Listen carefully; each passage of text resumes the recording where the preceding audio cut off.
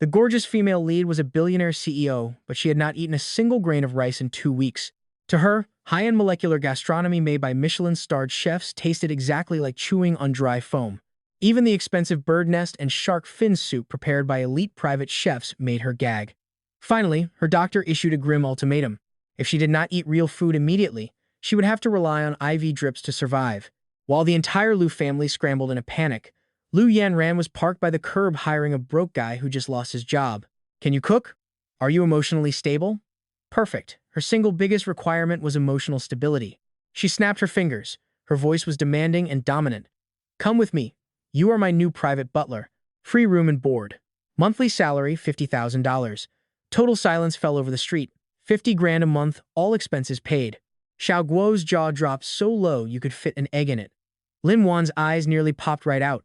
Who would expect a low-life corporate slave who just got fired to be snatched up on the street by a billionaire offering a massive salary? I glanced at the two people beside me, both having a total breakdown. Then I had an epiphany.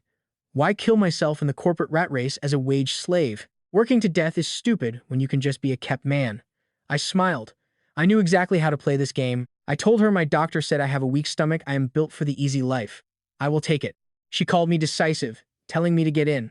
I hopped into the Ferrari as the engine roared to life. The thick exhaust fumes blasted right into Lin Wan and Xiao Guo. That pretentious duo was left eating our dust. In the passenger seat, I watched my new boss, Liu Yanran, drive fast and steady with one hand. She glanced over at me. Amused, she asked if that was my ex. She said my taste was terrible for letting her dump me for some loser. Leaning back against the premium leather seat, I laughed at myself. Yeah, I was totally blind back then. But getting fired today cured my eyesight. Liu Yanran chuckled, calling me interesting. She admitted if I had been crying back there, she would have thrown me out of the car. I smiled politely. Thanks for saving me back there, boss Liu. You can just drop me off at the subway. We only met by chance. Rich folks just want a bit of entertainment. I know my place. I will not try to climb the ladder and make things awkward. Better to bow out gracefully. But instead of slowing down, Liu Yanran stepped on the gas. She asked if I was afraid she would scam me. I replied that she was busy, and I did not want to waste her time. Her voice carried a note of real approval. You have got a good head on your shoulders. Not greedy, not arrogant. But seriously, can you cook? Do not just talk a big game. I told the truth. My dad is a veteran house husband. I grew up learning everything from him. Whip up normal home-cooked meals? No problem. Liu Yanran was immediately intrigued. Henpecked husband jeans? Perfect. I just fired my private chef. His food tasted like garbage. You are on a trial period. Do well, and you get 50 grand a month plus full benefits. Double pay at the end of the year, the whole package. Keep me happy and well-fed, and you will get extra bonuses. This deal absolutely crushed the annual income of 99% of normal workers. Honestly, I was tempted, but also felt guilty. My home cooking was fine for regular people, but trying to feed an ultra-wealthy heiress would likely end in a total disaster. Right as I opened my mouth to politely decline, a mechanical notification suddenly chimed inside my head. Almighty system activated. Novice task triggered. Accept employment from Liu Yanran. Initiating the ultimate soft rice life mission. Reward.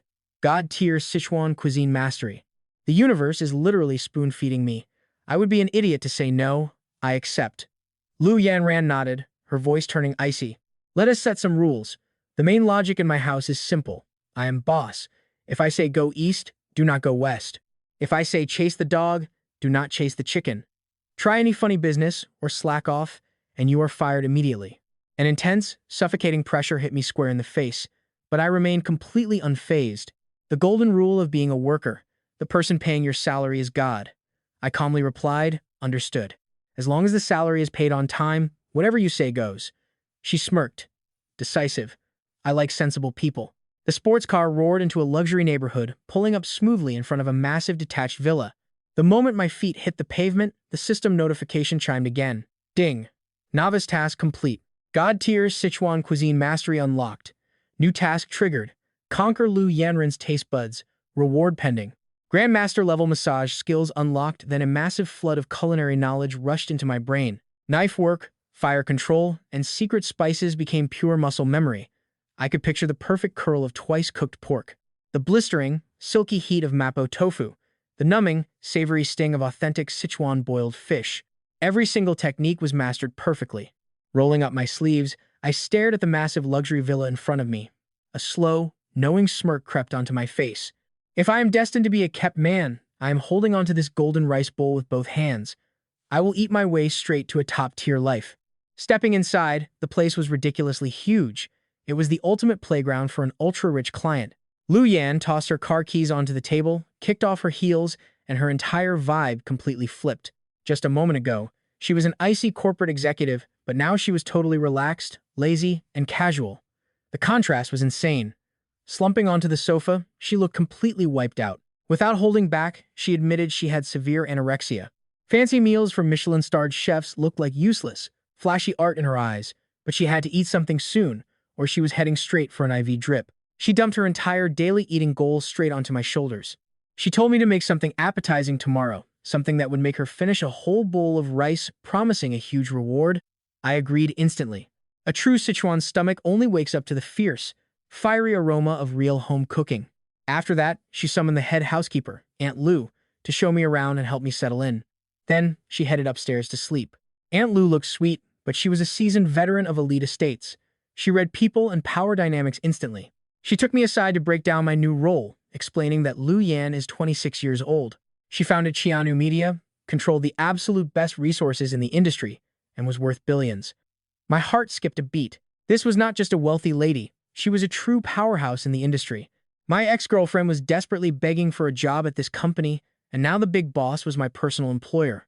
Suddenly, Aunt Lu's tone shifted as she began to subtly warn me. The family's roots ran deep, and Lu Yan's media company was just a minor side hobby.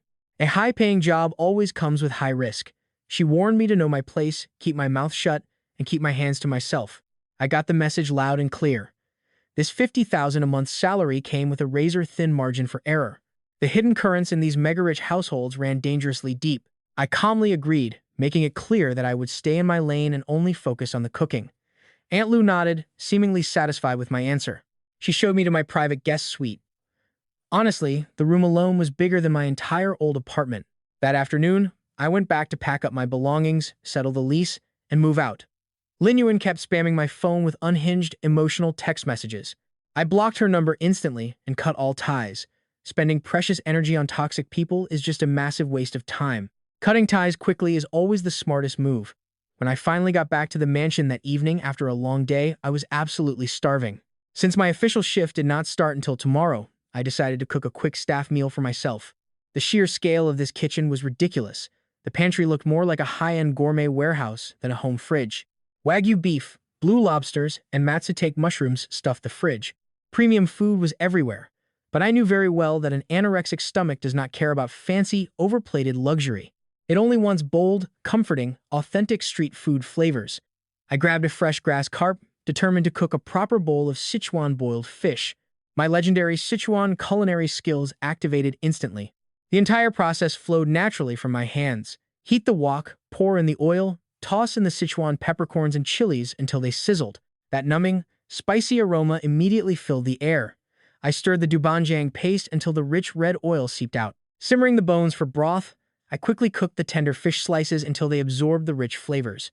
Finally, I splashed boiling oil over the top. The scent of toasted scallions and ginger literally exploded through the air. The system-given cooking skills were absolutely flawless in every single way, making the taste incredible. Just as I raised the bowl to take a bite, the quiet scuff of slippers sounded right behind me. I turned around and saw Lu Yan standing at the top of the stairs, wrapped in a simple bathrobe, completely stripped of her cold executive filter. Her messy hair made her look incredibly soft and relaxed. Her usually lifeless, heavy eyes were locked straight onto the bowl of boiled fish in my hands. She swallowed hard, clearly tempted. Her usual sluggish, anorexic haze was instantly gone. She asked, "What are you making?" Her voice carried a soft, sleepy nasal tone, filled with genuine wonder that smell is incredibly strong. I answered quietly, just a simple staff meal. Sichuan boiled fish. Lu Yanran walked straight into the kitchen, her eyes sparkling like a starving little wolf cub. She reached out and demanded, her tone bossy and impatient, "Get me a pair of chopsticks, hurry up." I casually pulled out a pair of ivory chopsticks and handed them over. Lu Yanran snatched them, moving fast as if grabbing $1 billion contract. She eagerly grabbed a slice of fish dripping with red oil and shoved it straight into her mouth. Those numbing, spicy, and savory flavors exploded like a bomb in her mouth. The fish was incredibly tender, melting on her tongue without any fishy taste. That pure, rich, savory punch shot straight to her brain. Her taste buds, on strike for half a month, instantly woke back up, back to work. Lu Yanran did not have time to talk. She just buried her face and devoured it. Next, she went for the bean sprouts soaked in broth, crisp, juicy, and completely packed with that spicy flavor. The texture was absolutely top tier. After just a few bites, she suddenly looked up. Red oil still stained the corner of her mouth. "Rice," she demanded. "How can I eat fish without rice? Hurry up and get me some." I laughed to myself. Just a few days ago, she was anorexic and practically starving herself to death. Now she was eating like a starving ghost. Since I already prepped it, I brought out a bowl of steaming white rice and handed it over. Lu Yanran completely threw away her CEO image and all her high society etiquette. A bite of fish, a bite of rice. Carbs and protein created the ultimate loop. Soon, the only sound in the kitchen was her happily devouring her food. Standing at the door, Aunt Lu's eyes grew red, her face full of pure disbelief. Her young mistress had not eaten a single bite in half a month, relying only on IV fluids to survive. Yet today, she was eating like crazy. Aunt Lu secretly resolved that she had to report this to Master Lu immediately. In just 10 short minutes, the massive blue and white porcelain bowl was completely empty. The rice was gone. Lu Yanren leaned against the kitchen island and let out a long breath, her face full of complete, comfortable satisfaction. She let out a totally unladylike burp and patted her slightly full stomach. The sickly paleness on her face faded, replaced by a healthy, rosy glow and a light sweat on her nose. Her entire body shed its heavy tension, radiating pure relaxation. Ding task completed. Conquer Lu Yanran's stomach. Reward distributed Grandmaster-level massage techniques. My hands immediately felt a strange, tingling sensation. A tidal wave of knowledge on acupoints, meridians, and therapy techniques flooded straight into my mind. My full-body therapy skills were instantly maxed out. This cheat code upgrade was an absolute win. Lu Yanran grabbed a tissue to wipe her mouth, looking at me with growing appreciation. "It is a shame you do not open a restaurant with these skills. The molecular gastronomy the last chef made tasted about as awful as chewing on dry foam. If I had known you were this talented, I would not have starved myself for days." By the way, she looked at me. My looks, personality, and skills seemed to hit the mark. Just as I went to clear the table, Lu Yanran suddenly spoke up to stop me. She winced, a hint of pain showing on her face. "I ate way too much. My stomach is so bloated. Plus, from staying up late and barely moving, my shoulders and lower back are aching terribly." She gently rolled her neck, her bones cracking audibly, exposing just how worn down her health was.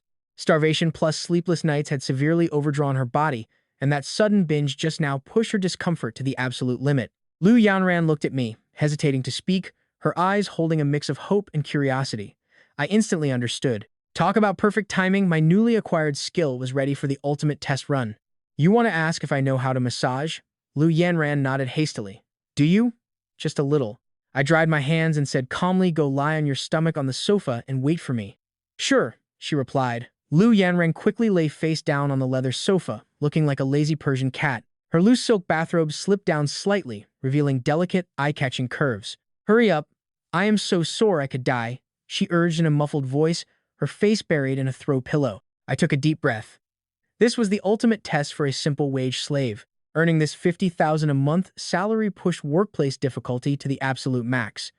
I sat on the edge of the sofa and gently placed my hands on her shoulders. The moment my fingertips brushed her skin, Lu Yanran's entire body trembled, and she let out a soft, delicate moan.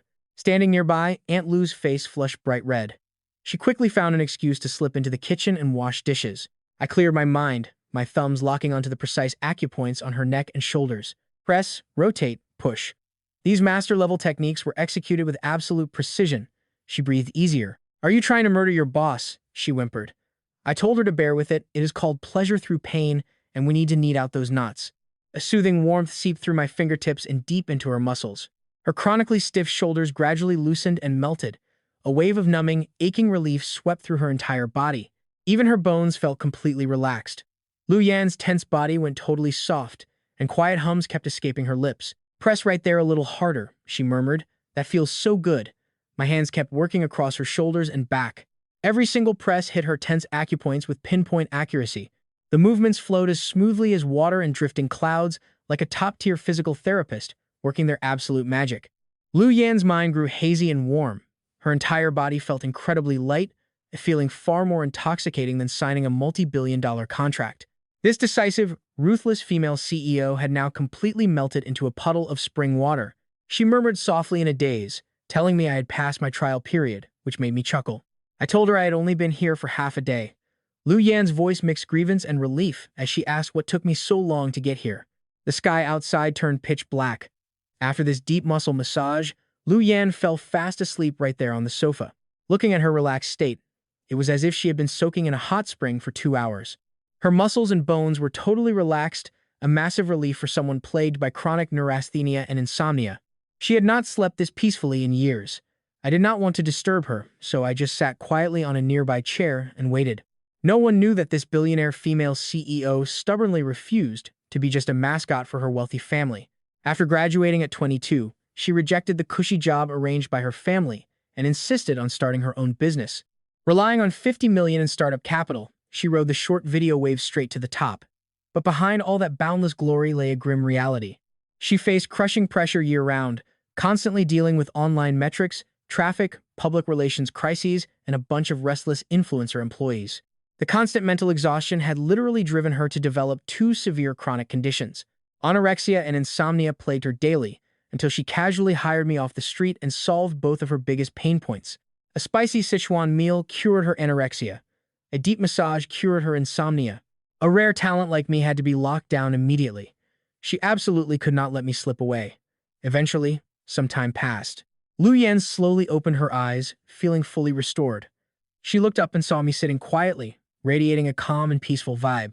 I was not making noise or staring at my phone, which gave her an unexpected sense of peace. Seeing her wake up, I stood up, poured a glass of warm water, and gently handed it to her.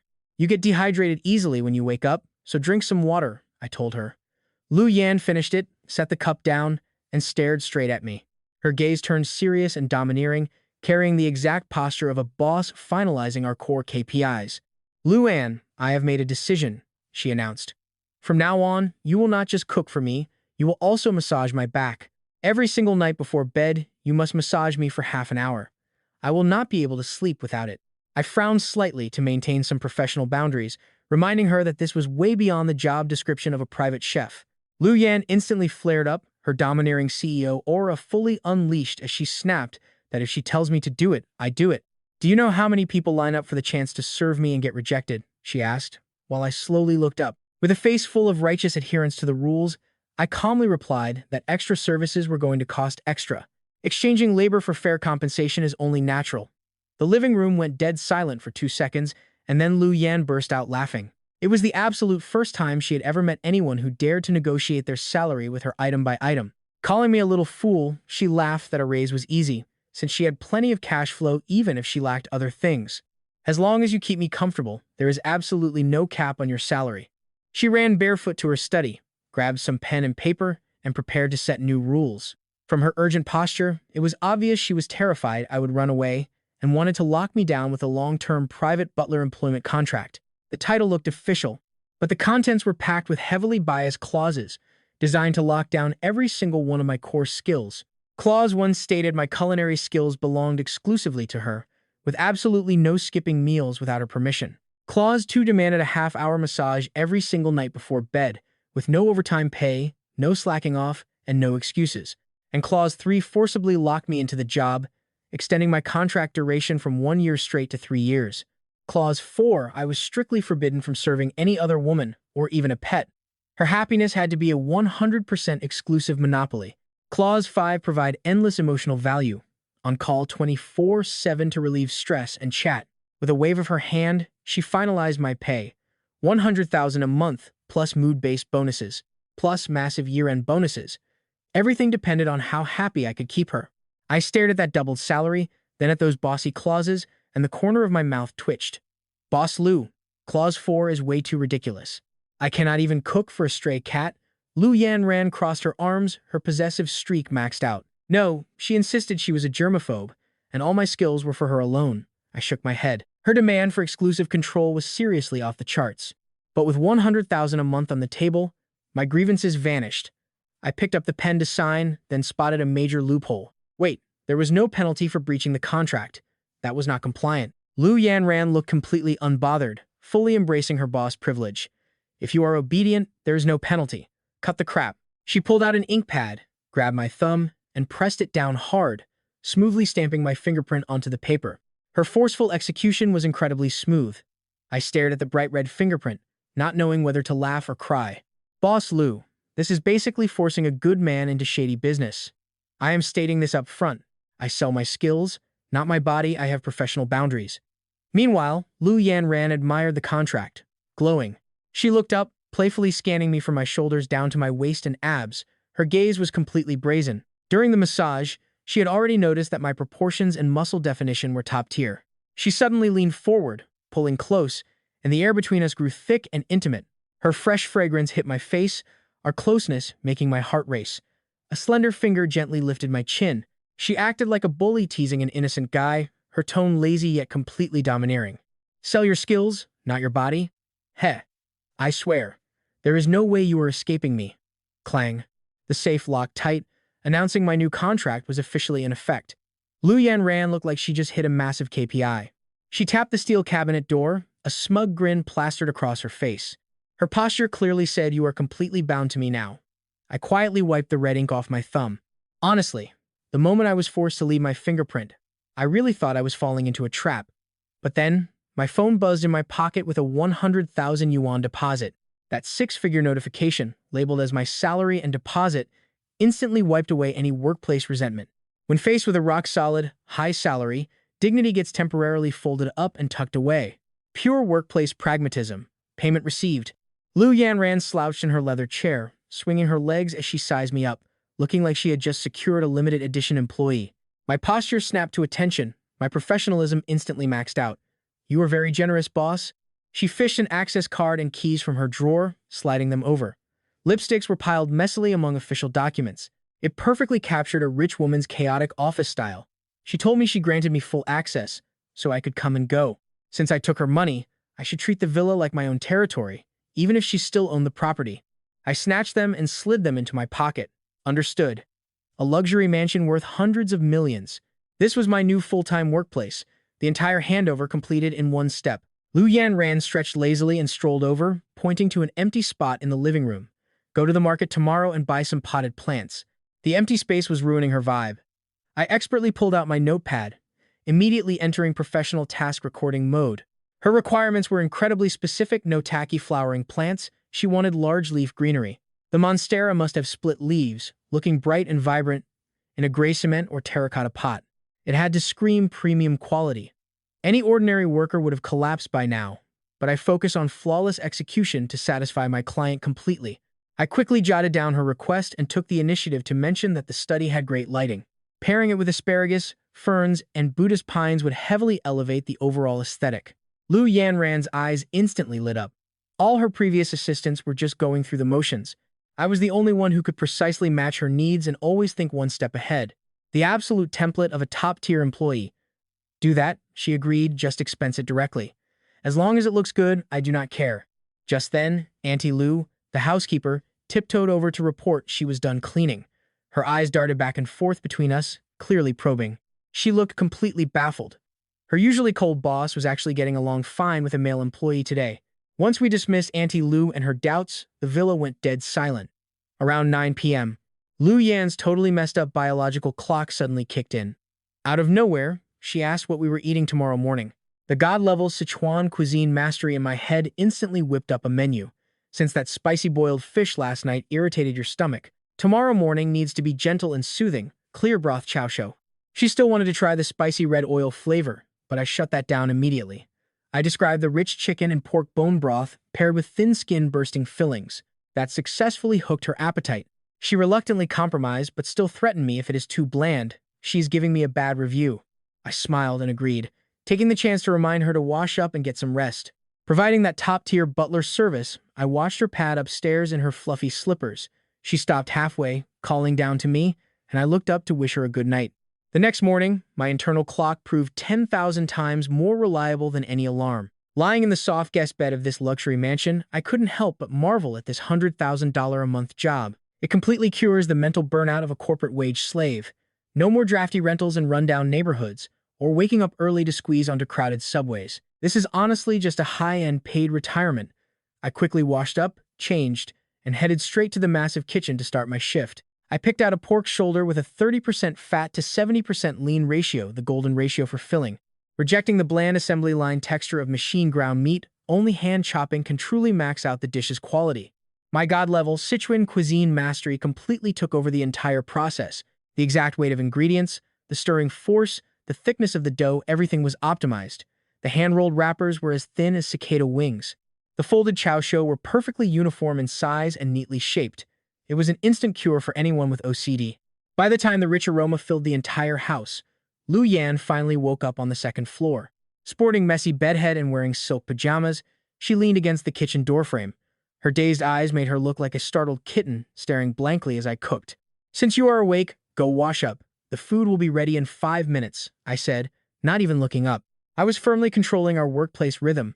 She stubbornly complained that my cooking was too loud, but obediently went back upstairs to wash up. I took the chance to mix the soul of the dish, a rich chicken broth base, complemented by a few simple seasonings. The umami flavor was instantly maxed out. When Lu Yan came downstairs, she had regained her powerful female CEO aura, except her eyes were glued to the chow show on the dining table, completely exposing her foodie nature. With just one sip of the broth, her pupils literally quaked. This is way better than a 5-star hotel chef's cooking. Those high-end breakfasts taste like chewing sawdust compared to this. As we ate, I silently planned our next steps. I would need to incorporate herbal meals to condition her weak constitution. A high-paying job deserves top-tier service. I have to keep my client happy to keep this massive income flowing. She devoured all the chow show like a whirlwind, even drinking the broth clean. A tiny burp completely betrayed her aloof persona. Then she launched right into a rapid-fire interrogation, suspecting I was some elite butler trained exclusively by a wealthy family and that I had ulterior motives for approaching her. I calmly threw reality right in her face. If I had that kind of elite background, I wouldn't have been laid off by my bald boss and left unemployed. She instantly burst out laughing at that, completely dropping her defensive guard. She even bossily declared that since I signed the contract, I shouldn't even think about running away. "You are my butler for the rest of your life." Before I could even react, she assigned a new task: clean up the dishes, then take me out shopping. I was completely dumbfounded. Something wasn't right. I am clearly here just to be a butler and provide a service. How am I inexplicably being reverse-groomed by a wealthy woman? While I was in the living room organizing our plant shopping list, a loud clattering noise echoed from the master bedroom upstairs. I didn't even have to think to know what was happening. Lu Yan was meticulously picking out an outfit, getting ready to head out. Half an hour later, the crisp click of high heels echoed on the stairs. I looked up and glanced over. I instantly understood what a dimensional strike of beauty meant. A pure white couture dress, perfectly tailored to trace her curves. The high side slit, paired with pearlescent stockings, made her long legs incredibly eye-catching. The diamond-studded, strappy heels screamed pure luxury. Honestly, with these looks and this figure, she absolutely had the power to make men swipe their cards without a second thought. This was probably the hidden workplace perk of $100,000 monthly salary. Definitely not a bad deal, maybe even a massive return on investment. Lu Yanran caught my brief moment of distraction. Her vanity was instantly maxed out. She deliberately slowed down and did a little twirl to show off, waiting for my jaw to drop in awe. Unfortunately, my strict professional etiquette wouldn't allow me to drop the ball. I quickly gathered myself and put on a standard professional smile, 30% polite, 70% distant, flawlessly holding the line. "Boss Lu, your taste is impeccable. That dress really suits your aura." Shifting gears, I activated my professional critique mode, but those 10-centimeter heels have a terrible performance ratio. 2 hours of shopping is at least 8,000 steps. Within 30 minutes, your ankles will be overloaded, severely dragging down our travel efficiency. I highly suggest switching to flats or cushioned sneakers. Comfort and practicality are what close the loop. Lu Yanran's smile died on the spot. The gorgeous atmosphere she had so carefully crafted was completely ignored by me. I was only obsessing over walking mechanics and commute efficiency. She blew up right then and there, poking me in the chest. She snapped, "Are you made of wood?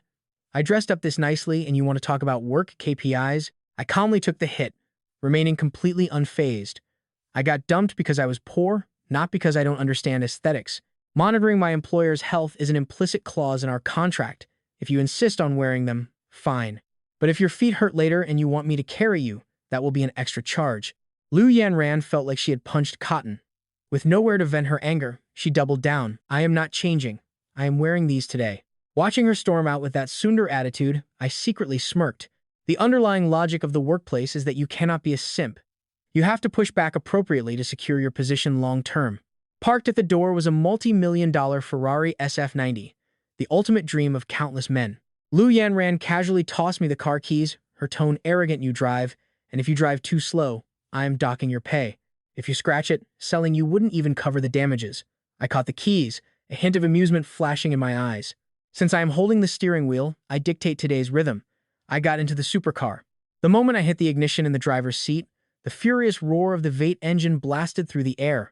In the passenger seat, Lu Yanren instantly got hyped. She yelled right then and there, "Floor it, let these grocery getters see." The glory of the Sichuan Chongqing second ring road queen. Expressionless, I shifted gears and pulled out. The speed steadily locked in at 40 kilometers per hour. No pushback in the seat, no fast and furious. I drove that multi-million-dollar supercar like a senior citizen's sightseeing cart. Delivery tricycles and Wuling Hongguang minivans easily overtook us one after another. Even an old man pedaling a tricycle on the side of the road was faster than us. The taxi driver behind us couldn't help but stick his head out to mock us. Critical damage maxed out. Driving a Ferrari like an idiot. If you don't know how to drive, get off the road. Lu Yanren's excitement completely froze. Her face turned pitch black. A supercar that does 0 to 100 in 2.5 seconds, and you're driving at 40. Are you trying to suffocate this car? Keeping my eyes on the road, my professional attitude was maxed out. City speed limits. Safety first. My job responsibility is to ensure your safety, not to play street racer with you. This speed allows me to handle any sudden emergencies. The risk is controllable. Lu Yanran completely lost it. Speaking without thinking, she snapped, "Are you impotent or something? If you're too scared to drive, let me do it." Seeing me unmoved, she got so anxious she reached over to grab the steering wheel. It was an incredibly dangerous move. I instantly slammed on the brakes. The car jerked to a sudden halt, and momentum threw her violently forward. I raised my hand and precisely blocked her forehead, preventing her from hitting the dashboard and getting hurt. The atmosphere in the car instantly dropped to freezing. I shed all my gentle aura, saying cold and stern, "What you just did was extremely dangerous. Doing that at high speeds means the car gets destroyed and we die." Lu Yanran was still stubbornly clinging to her boss persona. "I am the boss. I call the shots." I unbuckled my seatbelt, opened the door, and stepped out. "Then I can't do this job. I am a butler, not a sacrificial offering. You can be willful, but I have my professional bottom line. If you don't respect safety rules, I don't need to earn this money." I made a move to leave, directly seizing the initiative. I knew my core value all too well. I could cure her anorexia and insomnia. Right now, I was the only one who could. I was a necessity. Naturally, I had all the bargaining power. Lu Yan panicked. Instantly, all her anger evaporated. She softened her tone, muttering quiet words. "I will stop messing around, okay? I still want to eat your chow show tonight." My lips twitched up into a small smirk. "Got her." I smoothly slipped back into the car, my tone turning gentle again. "Buckle up." As Lu Yan fastened her seatbelt, she grumbled under her breath. "Nobody has ever dared to boss me around. You are the first. I am remembering this." I lightly tapped the gas pedal, safely bringing our speed to 60 kilometers per hour. The classic carrot and stick approach, controlling the workplace tug of war. Looks like my stock in this luxury mansion job might rise even higher. The car parked smoothly at the Platinum Center. A valet at the VIP spot immediately rushed over to greet us. Lu Yan had changed into flats, completely shedding her road rage temper. Dressed in high-end haute couture, her aura was fully unleashed. Passersby could not stop turning their heads. I followed closely, half a step behind, keeping the professional distance of a butler. We headed straight for the top-floor luxury boutiques. The manager of a luxury menswear store recognized Lu Yan instantly and enthusiastically rushed over to welcome her. Cutting the small talk short, Lu Yan bossily ordered the manager to pick out the new seasonal arrivals for him. "Bring them all out. I want a classic gentleman style, nothing flashy or gaudy." The manager got the message instantly and had the sales associates grab the clothes. I accepted it all calmly. Taking someone's money means following their rules. It's the basic etiquette of any working man. 10 minutes later, I changed into a dark gray three-piece suit and stepped out of the fitting room. The suit highlighted my broad shoulders and narrow waist. My vibe instantly went from casual bystander to elite gentleman in a heartbeat. That sophisticated bad boy aesthetic was dialed to the max. Inside, the sales associates were completely mesmerized. The whole room fell dead silent. Behind her sunglasses, the coffee cup in Lu Yan's hand clattered sharply against the saucer. Her eyes widened. Her gaze swept up and down my body, completely unable to hide her shock. She was probably thrilled on the inside. That 100,000 monthly salary was a total steal, and much easier on the eyes than cheap street clothes. She feigned nonchalance, sipping her coffee to maintain her dominant boss aura. Right then, a sales associate stepped forward, reaching out to fix my crooked collar. Lu Yan stood up instantly, slapping the girl's hand away. Her gaze turned icy cold. "Keep your hands to yourself. How dare you touch my man?" The associate froze in fear, backing away in a panic. Lu Yan turned and glared at me, her voice dripping with jealousy. "You are a grown man and cannot even tie your own tie? You need her help?" I quickly played along, lowering my head like a good, obedient employee. "Boss, you are absolutely right. Next time, I will strictly follow male virtue standards." That actually amused her. Clapping her hands, she stepped up to tie it herself. We were incredibly close. Her fingers lightly brushed my Adam's apple. Our breaths mingled as the tension skyrocketed. "Remember, you are my personal butler. Nobody is allowed to touch you but me," she whispered, her raw possessiveness exploding. "I understand. Exclusive service. Completely insulated from the outside world," I replied. After fixing the tie, Lu Yan tossed down her black card. "He is wearing this suit out. Pack up the rest and take them to the car." With that, she bossily hooked her arm through mine. We walked out of the store side by side, but right as we stepped out, my gaze swept across the mall, and I spotted two very familiar faces by the escalator. Lin Yuan and Xiao Kuo, the two who had looked down on me and mocked my unemployment. Right now, they were craning their necks in total shock. My eyes narrowed. Looks like the face-slapping drama is starting a bit ahead of schedule. The air by the escalator instantly turned tense. Lin Yuan was clinging tightly to Xiao Kuo's arm. Just seconds ago, she was whining coquettishly, begging him for a new designer bag with a face full of forced sweetness. But as her eyes swept forward, she froze completely in her tracks. The fake smile on her face shattered instantly. That man standing tall and straight, wearing a sleek, dark gray haute couture suit, was that really Li Gudan? In her memory, Li Gudan was always a down-and-out loser in cheap, faded t-shirts or a wrinkled, ill-fitting bargain suit. Even though his face was handsome, it was completely overshadowed by his broke, miserable vibe.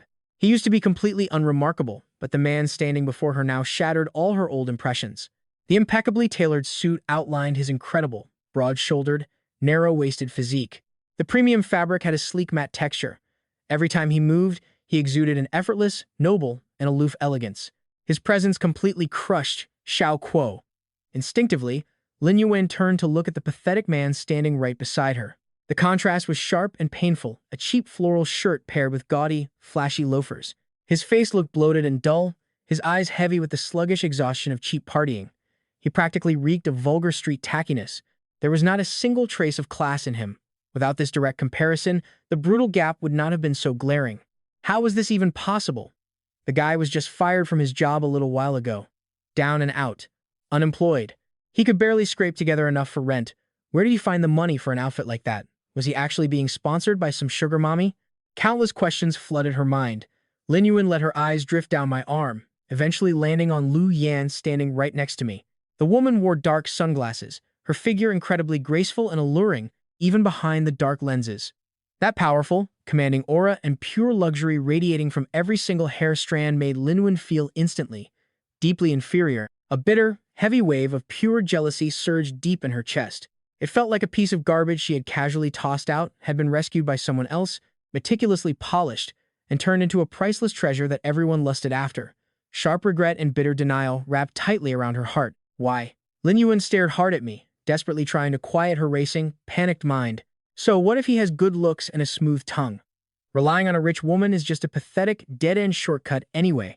Without real money or actual power, he will get dumped sooner or later. Just as she stood there dazed, staring at me with intense, burning eyes, a freezing, sharp gaze suddenly locked onto her like a cold blade. Lu Yan had been in a great mood, holding my arm as we strolled along, looking for a high-end restaurant that might tempt her picky appetite for lunch. Even with her anorexia, if the food was absolutely exceptional, she could usually manage a few bites, which would let me replicate and perfect the dish back home. But the moment she turned her head, she instantly locked onto Lin Yuan watching us. Women understand other women best. She instantly saw the prying, the shock, the denial, and that very obvious mix of deep regret and envy. It immediately made Lu Yan absolutely furious. It felt like someone was trying to steal her exclusive property with dirty intentions. Instantly, all her protective, possessive instincts flared up to a boiling point. Lu Yan knit her brows together, the warmth in her eyes dropping to a sudden, icy freeze. You two have been broken up forever, yet here you are staring at my man. Where was all this interest before? The fiery, fierce temper of a girl from Chongqing is bred into her bones, especially when someone dares to cross the line and eye her man. She could not tolerate even a tiny bit of this. Reaching up, she whipped off her sunglasses and shoved them right into her purse. Her beautiful, pale face was instantly covered in a freezing, murderous expression. She stepped out, fully prepared to start a fight. But just as she was about to charge, a firm, warm hand gently caught her wrist. My hold was not particularly heavy, but it completely drained her violent momentum and rage. Lu Yan froze in surprise, snapping her head around to look at me. I kept my face totally calm, my eyes steady. I did not even look at the two people standing near the escalator. I just held her hand and told her in an even voice that it was enough. As soon as I said it, I guided her to turn around, pulling her toward the nearby express elevator. I walked at an easy pace, not pausing for even a fraction of a second. To me, the two people staring from behind were just a pair of invisible signposts. Completely beneath my notice, Lu Yan was left totally stunned. A second later, her boiling anger pivoted, redirecting itself straight at me. She twisted her wrist to get loose, keeping her voice low and tense. Her voice sounded aggressive yet hurt as she hissed for me to let go and asked if I had lost my mind. That girl was staring at you like a hawk. How are you not furious? Do you still actually have feelings for her? The more she pictured it, the hotter her temper burned. Warning sirens blared in her mind, and she ground her teeth in frustration. If he actually admits to it, I will break his legs right here. I will make him cook for me from a wheelchair for the rest of his life. I calmly ignored her struggling as I reached out and pressed the down button. The only sound in the hallway was the quiet hum of the machinery. Releasing her hand, I reached down to smoothly flatten out my slightly rumpled cuffs. My voice remained completely flat. I was not angry, and there was zero reason to get worked up over two total strangers. Linwen letting me go was her own mistake. If she is miserable now, she only has herself to blame. Besides, Xiao Kuo looks incredibly weak on his feet, with deep, dark bags dragging down his eyes. One look shows his body is completely hollowed out. Ling Wan is destined to never have a stable life following him. She is already pathetic enough. Why should I bother stooping down to her level anyway? Lu Yan froze, staring blankly at me. Her brain just couldn't process it for a second. The logic sounded completely absurd, yet somehow made sense. Still, the anger in her chest lingered. She glared at me, puffing her cheeks, her chest heaving slightly. Why did you stop me? I was ready to go up there and scold her until she wanted to crawl into a hole. People who show me gratitude will never be disturbed. Then, with a soft ding, the elevator doors slid open. Stepping aside with a polite wave, I looked at her red, angry cheeks. My face was serious and completely earnest. I did it for your own good. Lu Yan pointed at her own nose, laughing out of pure anger. You stopped me from cursing someone out, and that is for my own good? What kind of gangster logic is that? We both stepped into the elevator. I pressed the button for the basement.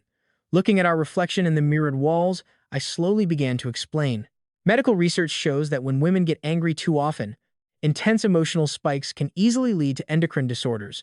Constant rage and anxiety directly affect your breast health, heavily raising the risk of breast hyperplasia and painful nodules. Ruining your health over two complete strangers is just a bad deal, President Liu. My tone was serious. Every word came out clear and precise, as formal as a corporate presentation or an official academic report. Lu Yan instantly deflated like a punctured tire. All her pent-up fury leaked right out, vanishing in a quiet hiss. Hyperplasia. She instinctively looked down, her eyes landing on her own impressive curves. Today's haute couture dress was tailored to fit, showcasing her figure. Perky, full, and absolutely flawless. It was an asset she was proud of. She quickly straightened her back and stubbornly snapped, "What kind of nonsense are you spouting? My body is perfectly healthy. My annual checkups are completely normal. Where would I even get hyperplasia from?" The moment the words left her mouth, she whipped her head around to glare at me, her eyes turning instantly dangerous. Lu Ren, are you questioning my figure? Do you think I'm not perfect enough? My eyes stayed glued to the changing floor numbers, completely unfazed by her sudden outburst. My tone was open and innocent. I've never touched them, so how would I know if you have hyperplasia? Pausing, I met her gaze in the mirror and added with a straight face. These were simply objective medical facts. The elevator fell into a bizarre 2-second silence. Then, Lu Yan's cheeks flushed red right before my eyes. A deep red blush spread from her neck all the way to the tips of her ears, burning hot. Never touch them. The words sounded shocking, yet they carried a strange, teasing playfulness. It sent her heart into a flustered panic, almost as if a kitten's paw had gently scratched her heart. It was a tingling, itchy sensation. She felt both shy and annoyed, with a touch of strange jealousy. Hooligan. She quickly looked away, trying to act fierce. Never touch them? Is that because you actually want to touch them? Looking completely serious on the outside, but thinking dirty thoughts on the inside? I just shrugged, keeping my tone flat. Then I don't want to touch them, Lu Yan. She froze instantly, her mind roaring. You actually had that thought, you audacious peasant? Meanwhile, the cold air conditioning by the mall escalator blew endlessly. People rushed past in the breeze, surrounded by the constant bustle. Yet, the breeze couldn't sweep away the heavy bitterness in Lingwan's heart. Her feet felt like lead, keeping her rooted to the spot. All the noisy chatter around her faded away.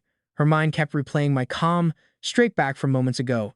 That tailored haute couture suit fit flawlessly, giving off a naturally noble and distant aura. It completely washed away his old, down-and-out look, making him so dazzling she barely dared to look. Lingwan subconsciously gripped her entry-level luxury bag a little tighter. Its 38,000 yuan price tag made her proud yesterday, making her want to show it off to everyone. But right now, it felt incredibly hot to hold. She had seen it with her own eyes. Lu Yan was wearing a simple outfit with no extra accessories. A single diamond earring on her ear was probably worth far more than this entire bag. This wasn't just a difference in wealth, it was an insurmountable class divide. Her throat felt like it was pierced by a needle, unable to swallow, unable to spit it out. Waves of bitterness and regret surged in her chest. She turned to look at Xiao Guo beside her, trying to find some small comfort in him, only to find him staring at his phone the whole time. His fingers flew across the screen, replying to someone. His face was completely blank. With Xiao Guo's usual arrogant and domineering temper, getting ignored and outclassed by a luxury car should have sent him into a rage. But today, he was quiet. So quiet that it made Lin Wan panic. Xiao Guo, Lin Wan whispered weakly. That Li Gudin is just too arrogant. He used to be a regular corporate slave, but now that he has got a sugar mommy, he dares to give you attitude. Should we do something? What? Hire some guys to teach him a lesson. Xiao Guo finally pocketed his phone and turned his head. His puffy eyes carried a heavy dose of mockery and disdain. Lin Wan, is something wrong with your brain? Lin Wan instantly froze, completely speechless. That Ferrari SF90 had a custom sequential license plate. Xiao Guo stared up, his voice flat but heavy. He said the kind of people who drive that car and act so casual at this entrance can be counted on one hand. That woman we saw just now was actually Lu Yan, the powerful eldest daughter of the Lu family. Boom. Lin Wan's face instantly turned deathly pale, all the color draining from her skin. She could not believe it. The stunningly elegant woman backing up Li Gudan was actually the heir to the ultra-rich Lu family. A total loser who just got laid off and lost his job. What right did he have to climb into high society like that? Monstrous jealousy spread wildly like toxic weeds, wrapping tightly around her heart and suffocating her. Xiao Guo looked at her devastated expression, a clear trace of disgust flashing in his eyes. He had long since seen through Lin Wan's true nature. Shallow, vain, and money-hungry. The moment she saw a wealthier option, her loyalty would instantly waver. If she did not have those sweet, innocent looks, he would never even bother humoring her. Let us go, Xiao Guo said, casually patting her shoulder with a dismissive shrug. There are some high society circles you do not even have the right to look at. Just one look can bring total ruin. Now that Li Gudin has latched onto the Lu family, pretend you do not even know him. Do not get cocky and provoke him, and do not drag me down with you. Xiao Guo turned and walked away without looking back. He did not even bother waiting for Lin Wan, who was left frozen in place. Lin Wan snapped back to reality and chased after him, stumbling clumsily in her high heels. Walking ahead, Xiao Guo had already made up his mind. Lin Wan's stock had completely plummeted. The novelty had worn off, and she almost dragged him into major trouble. He would play along for a few more days, then find an excuse to dump her. Girls like her were a dime a dozen at the clubs. Losing her would not hurt at all. Down in the parking garage, the red Ferrari glided out of its spot and sliced through traffic. Lu Yan rested her chin in her hand, staring out the window. Her brow was deeply furrowed, looking completely lost in thought. Her fingers tapped nervously against the glass. That erratic rhythm betrayed her flustered state of mind. Those two sentences from the elevator kept looping endlessly in her head. I have never touched them, and I do not want to. The more Lu Yan thought about it, the madder she got. Her chest felt tight and restless. She glanced down at her own figure. Great curves, a killer body. Since she was young, men had swarmed around her, desperate for just one look, begging to get closer. Yet, this Li Gudin actually dared to say he did not want to. Is he blind, or just playing hard to get? He is definitely faking it. Lu Yan cursed him silently. Men are all hypocrites, saying no but begging for a chance deep down, trying to play mind games with me. He is way too green for that. She glanced over at me, watching as I stared straight ahead, completely focused on the road. My calm side profile only made her feel more awkward. Honestly, I had zero interest in figuring out her mind games right now. I was focused on real business. Lu Yan suffered from anorexia, a weak constitution, and severe low blood sugar. Our shopping trip had completely drained her, and her face was already growing pale. She needed to eat something light and nourishing for her stomach immediately, something to kickstart her appetite and build back her strength. I had already mapped out the best nearby spot, a highly rated, historic herbal soup restaurant. Their specialty was a nourishing chicken soup with a rich, additive-free broth that was warm and soothing for the stomach. It suited her constitution perfectly. Plus, their unique dipping sauce cut right through the blandness of the clear broth, satisfying cravings without upsetting her stomach. After unlocking the system rules last night, I already had the skill mechanics fully figured out. Every ability started at the Grandmaster level. With God level, Sichuan cuisine mastery, I could easily figure out everything else. Upgrading simple home-cooked meals and herbal soups was a total piece of cake. Worst case, I would just borrow the kitchen and tweak the recipes myself.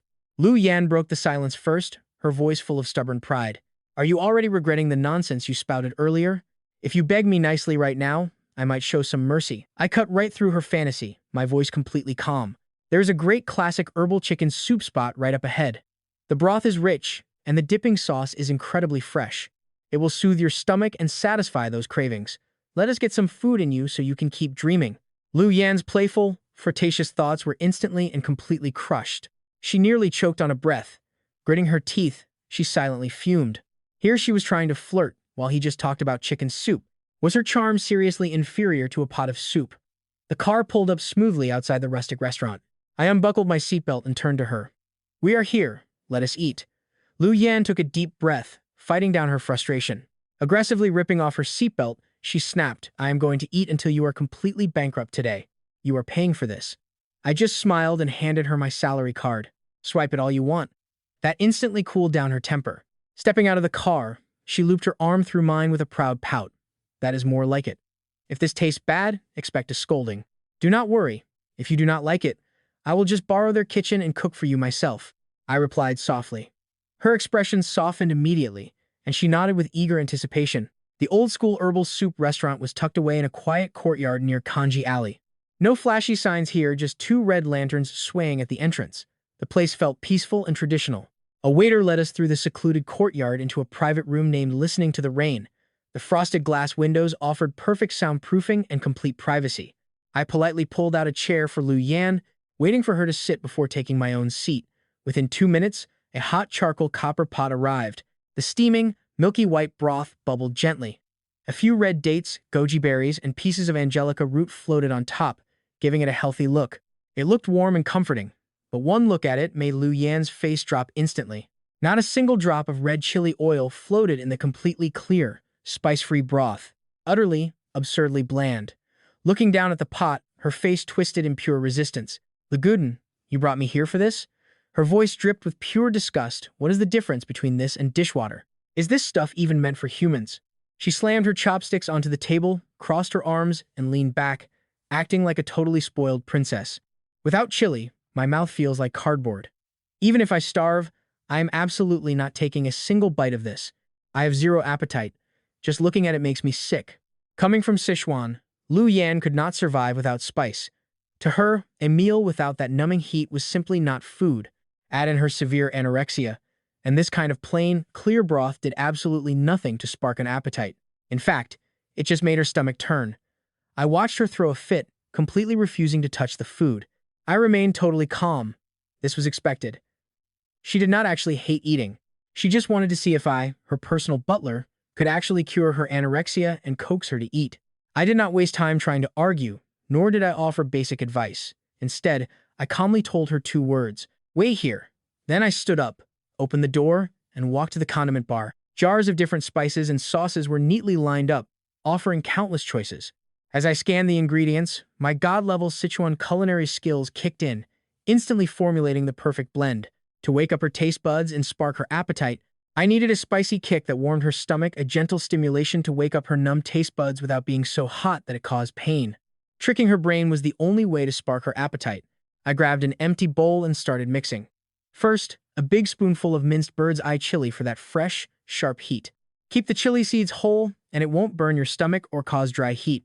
The sting just lingers on the tip of your tongue. Next, 2 spoonfuls of crispy fried soybeans for texture and a rich, nutty aroma. Then, a handful of fresh cilantro and chopped green onions to make the colors pop. Balancing the flavors is everything. I skip the heavy red chili oil, pouring in some aged vinegar instead to spark the appetite and slice right through the grease.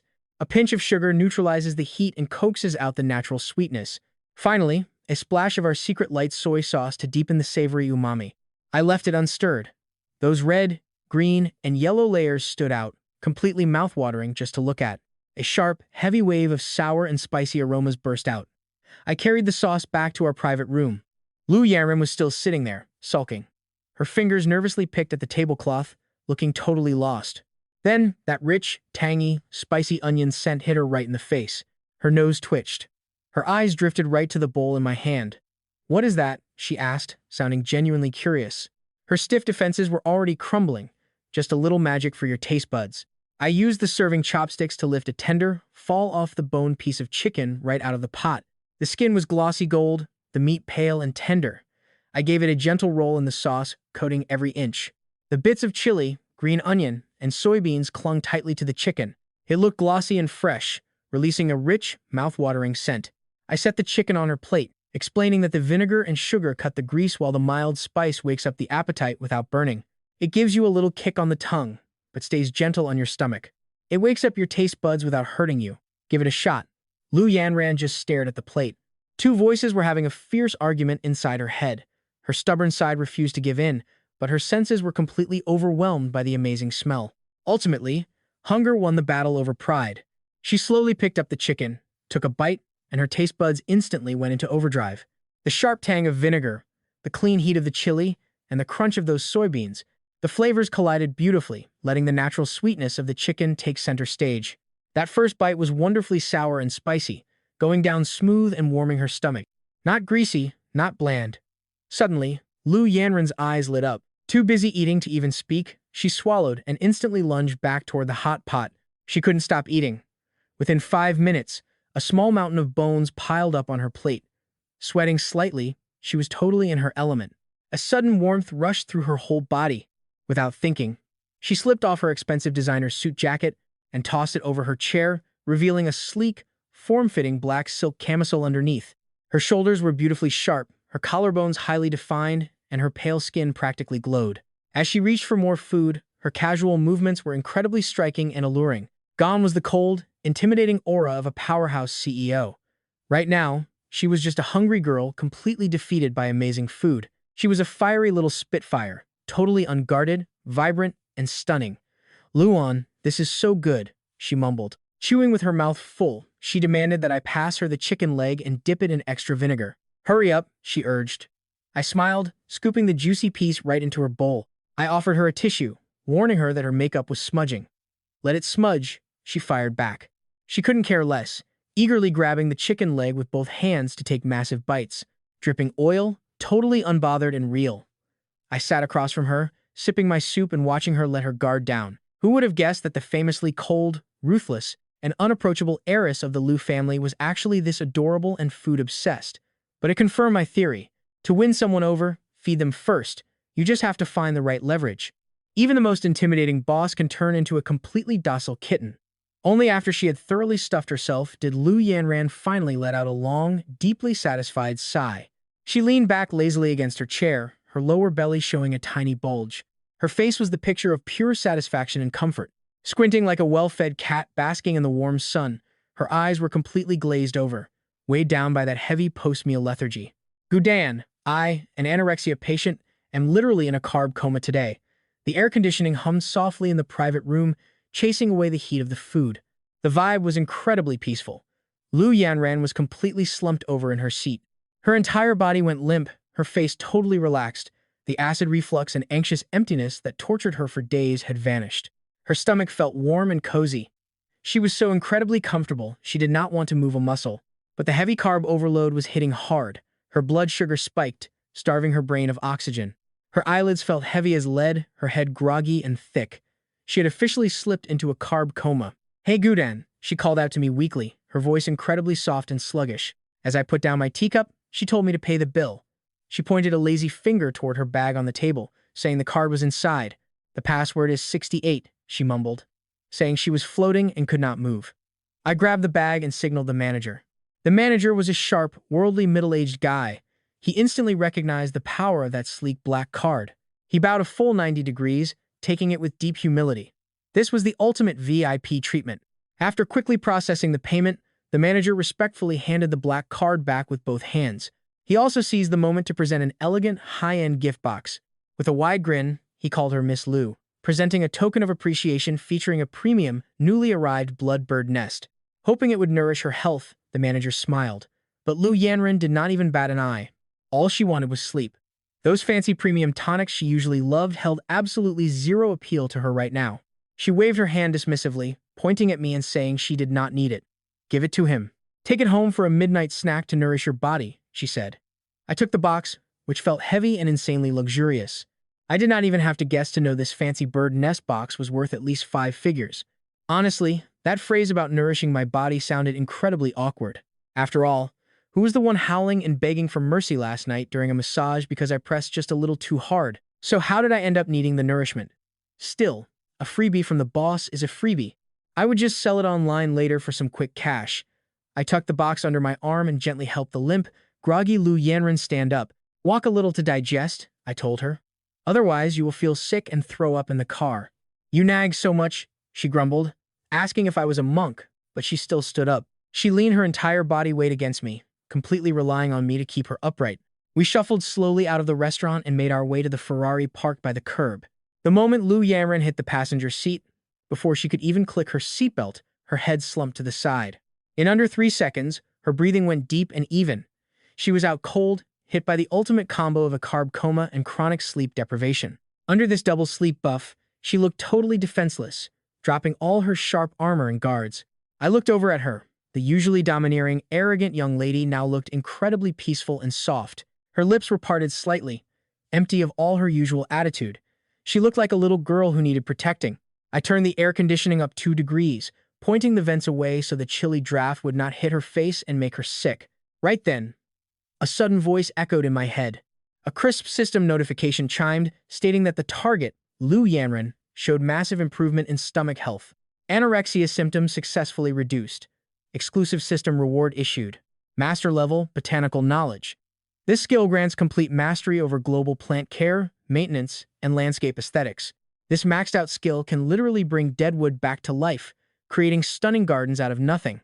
A massive tidal wave of plant care techniques, aesthetics, and botanical knowledge flooded my mind. I absorbed and mastered every single bit. My fingers paused as a surge of pure excitement hit me. This reward was an absolute jackpot. It fit perfectly with the job Lu Yanren gave me to buy plants for the villa. With this master-level skill, choosing the absolute best plants would be an absolute breeze. But I could also blend them perfectly into the villa, creating a premium, textured look. I could meet this client's demands to the absolute extreme. Right away, I pulled out my phone and plugged in the destination. Saining Township Flower and Bird Market. This was the biggest plant distribution center in the entire Sichuan-Chongqing area. They had every variety imaginable, and the prices were incredibly cheap. I could grab the finest split-leaf monsteras, a gorgeous ficus, and some delicate ferns for the study. The Ferrari's V8 engine roared softly as I merged into the afternoon traffic, keeping our speed nice and steady. The smooth ride was almost hypnotic, and I was careful not to wake the passengers sleeping beside me. 30 minutes later, we finally left the crowded downtown streets. The sleek high-rises slowly faded, replaced by a chaotic, down-to-earth neighborhood feel. Fancy luxury cars completely vanished from the road, replaced by rusty tricycles piled high with soil, plants, and flowers. The air smelled of wet dirt, fresh grass, and cheap street food. I spotted a flat, open space near the curb and pulled over. Cars weren't allowed past the market gates just ahead. As I clicked off my seatbelt, Lu Yan stirred next to me. She blinked her blurry eyes open, staring out the window with a sleepy, confused look. She wasn't looking at the shiny skyscrapers of the business district anymore. Instead, she saw rundown greenhouses, rusty trikes, and working-class guys in tank tops. Puddles of mud covered the ground. Lu Yan snapped, wide awake. She looked around in total shock, her eyes darting. "Where are we?" She glared at me, her voice shaking with panic. "Like Guden, are you trying to kidnap me and sell me off?" I sighed internally, but kept my cool. "You are overthinking this, Boss Lu. You are worth way too much money. Nobody could afford you anyway." Lu Yan froze for a second. Her sleepy brain tried to process this, and she immediately figured I was calling her precious. Her suspicion melted away in an instant, and she couldn't stop a tiny smile from forming. Then why on earth did you bring me to this dirty, messy place? She stared out at the messy street with pure disgust, horrified by an old man picking his toes on the curb. I pointed toward the greenhouses. These are the split-leaf monsteras and giant plants you asked for last night. This is the main wholesale market. They have the best variety, so we can get high-quality plants at a great price. The ground outside is pretty muddy, and those fancy shoes of yours will get ruined. Just wait inside the car. I will grab everything and be back in 20 minutes. Feeling like a model employee, I went to open my door. But Lu Yan suddenly called out, "Hold on." She quickly unclicked her seatbelt, snatched her sunglasses, and slapped them over her eyes. She stepped right out of the car. "Since you are buying these for me, I should pick them myself. Otherwise, you might buy me some cheap weeds and pocket the difference. Lead the way." So there I was, dragged to the Saining Township market on my day off. It felt like unpaid overtime for a tired corporate slave. The place was an absolute nightmare. The ground was waterlogged and muddy, and the crowd was incredibly dense. It was pure chaos. The weekend shoppers here had off-the-charts bargaining power.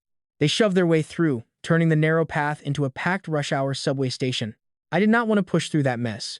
Instead, I used my size to shield her, carving out a private path through the sea of people to keep Lu Yan safe. In her stunning white dress, Lu Yan stood out like a sore thumb in this dirty, dusty market. A group of old guys started whispering loudly, staring at her like they had just spotted a celebrity. My usually ruthless, high-powered boss was completely out of her comfort zone. Looking deeply uncomfortable, she shrank behind me and grabbed the hem of my shirt, muttering complaints under her breath. I rolled my eyes. The dry cleaning bill for that dress probably cost more than half my monthly salary. If she got even a speck of mud on it, I would be working for free this month. I instinctively threw my arms up, going into full bodyguard mode to block passing tricycles. Between wild kids and heavy baskets, I kept everyone at least 3 feet away from her.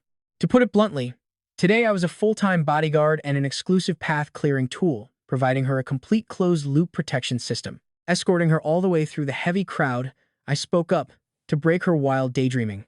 "Look, the potted plant section is just ahead." Lu Yanren instantly switched back to her icy, aloof persona.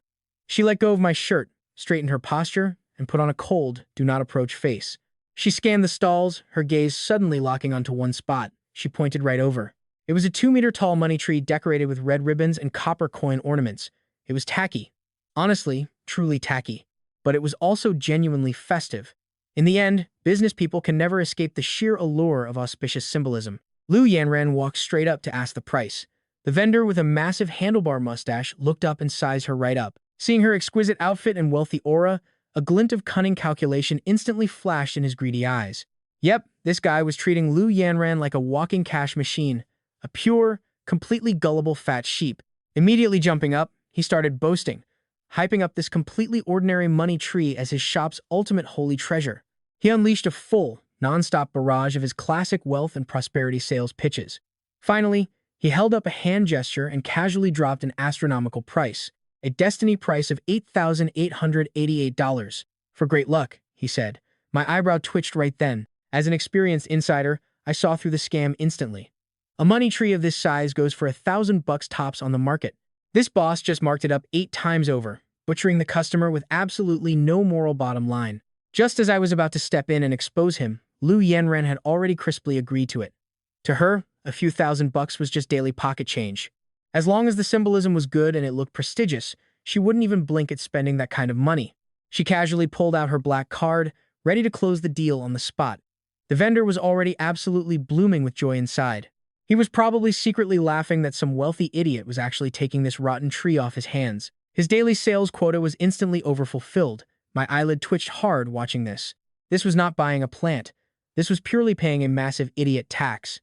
If I was not here to cover her, she would eventually squander everything. Just as the sleek black card was about to be handed over, I reached out and grabbed Lu Yanran's wrist, forcefully intercepting the transaction. "Hold on," I said coldly. The entire atmosphere instantly froze. The vendor's smile stiffened on his face. He glared at me, highly annoyed, and demanded an explanation. "What is the meaning of this?" Lu Yanran also looked completely confused. She turned to me, asking if there was a problem. I ignored the vendor's growing hostility, stepped right forward, and stood before the money tree. The next second, the omnipotent system's botanical data flooded my mind. The underlying truth was laid completely bare before me. I reached right out and picked off the green moss covering the base of the trunk. With one casual peel, a piece of dry bark fell right off. The wood underneath was blackened and completely rotting. A faint, sour stench of decay wafted right out. It was completely rotten to the core.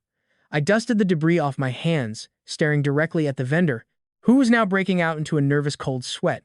I let out a cold sneer. Taking a diseased tree with completely rotted roots, ready to drop dead at any moment, and calling it your ultimate treasure? You seriously have the nerve to ask for 8,888? Do you seriously think just because we dress nicely, we are just stupid and loaded with cash? Having his little scam exposed right on the spot, the mustache-wearing vendor's face instantly fell. He panicked internally, watching my every action, but caught sight of the rapidly gathering crowd out of the corner of his eye. Without delay, he forced himself to act tough.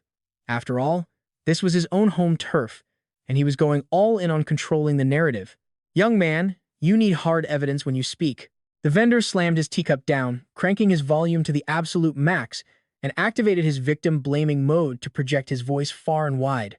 Is not a little bump and scrape just normal wear and tear? You see a tiny scratch on the bark and start spreading rumors that my tree is rotten? You are clearly just looking for trouble. Talk about a seasoned veteran of the market.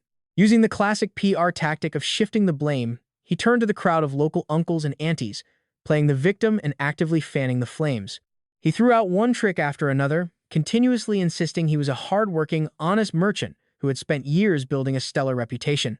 Then he subtly implied that since Lu Yanran and I dressed so flashily, we were using our massive wealth to bully others. If you cannot afford it, do not maliciously slander me and ruin my honest livelihood. His emotional outburst landed perfectly. The crowd, already harboring a natural resentment toward the wealthy, was instantly swayed. The local uncles and aunties, who were just neutrally watching the drama, immediately turned their verbal guns on us.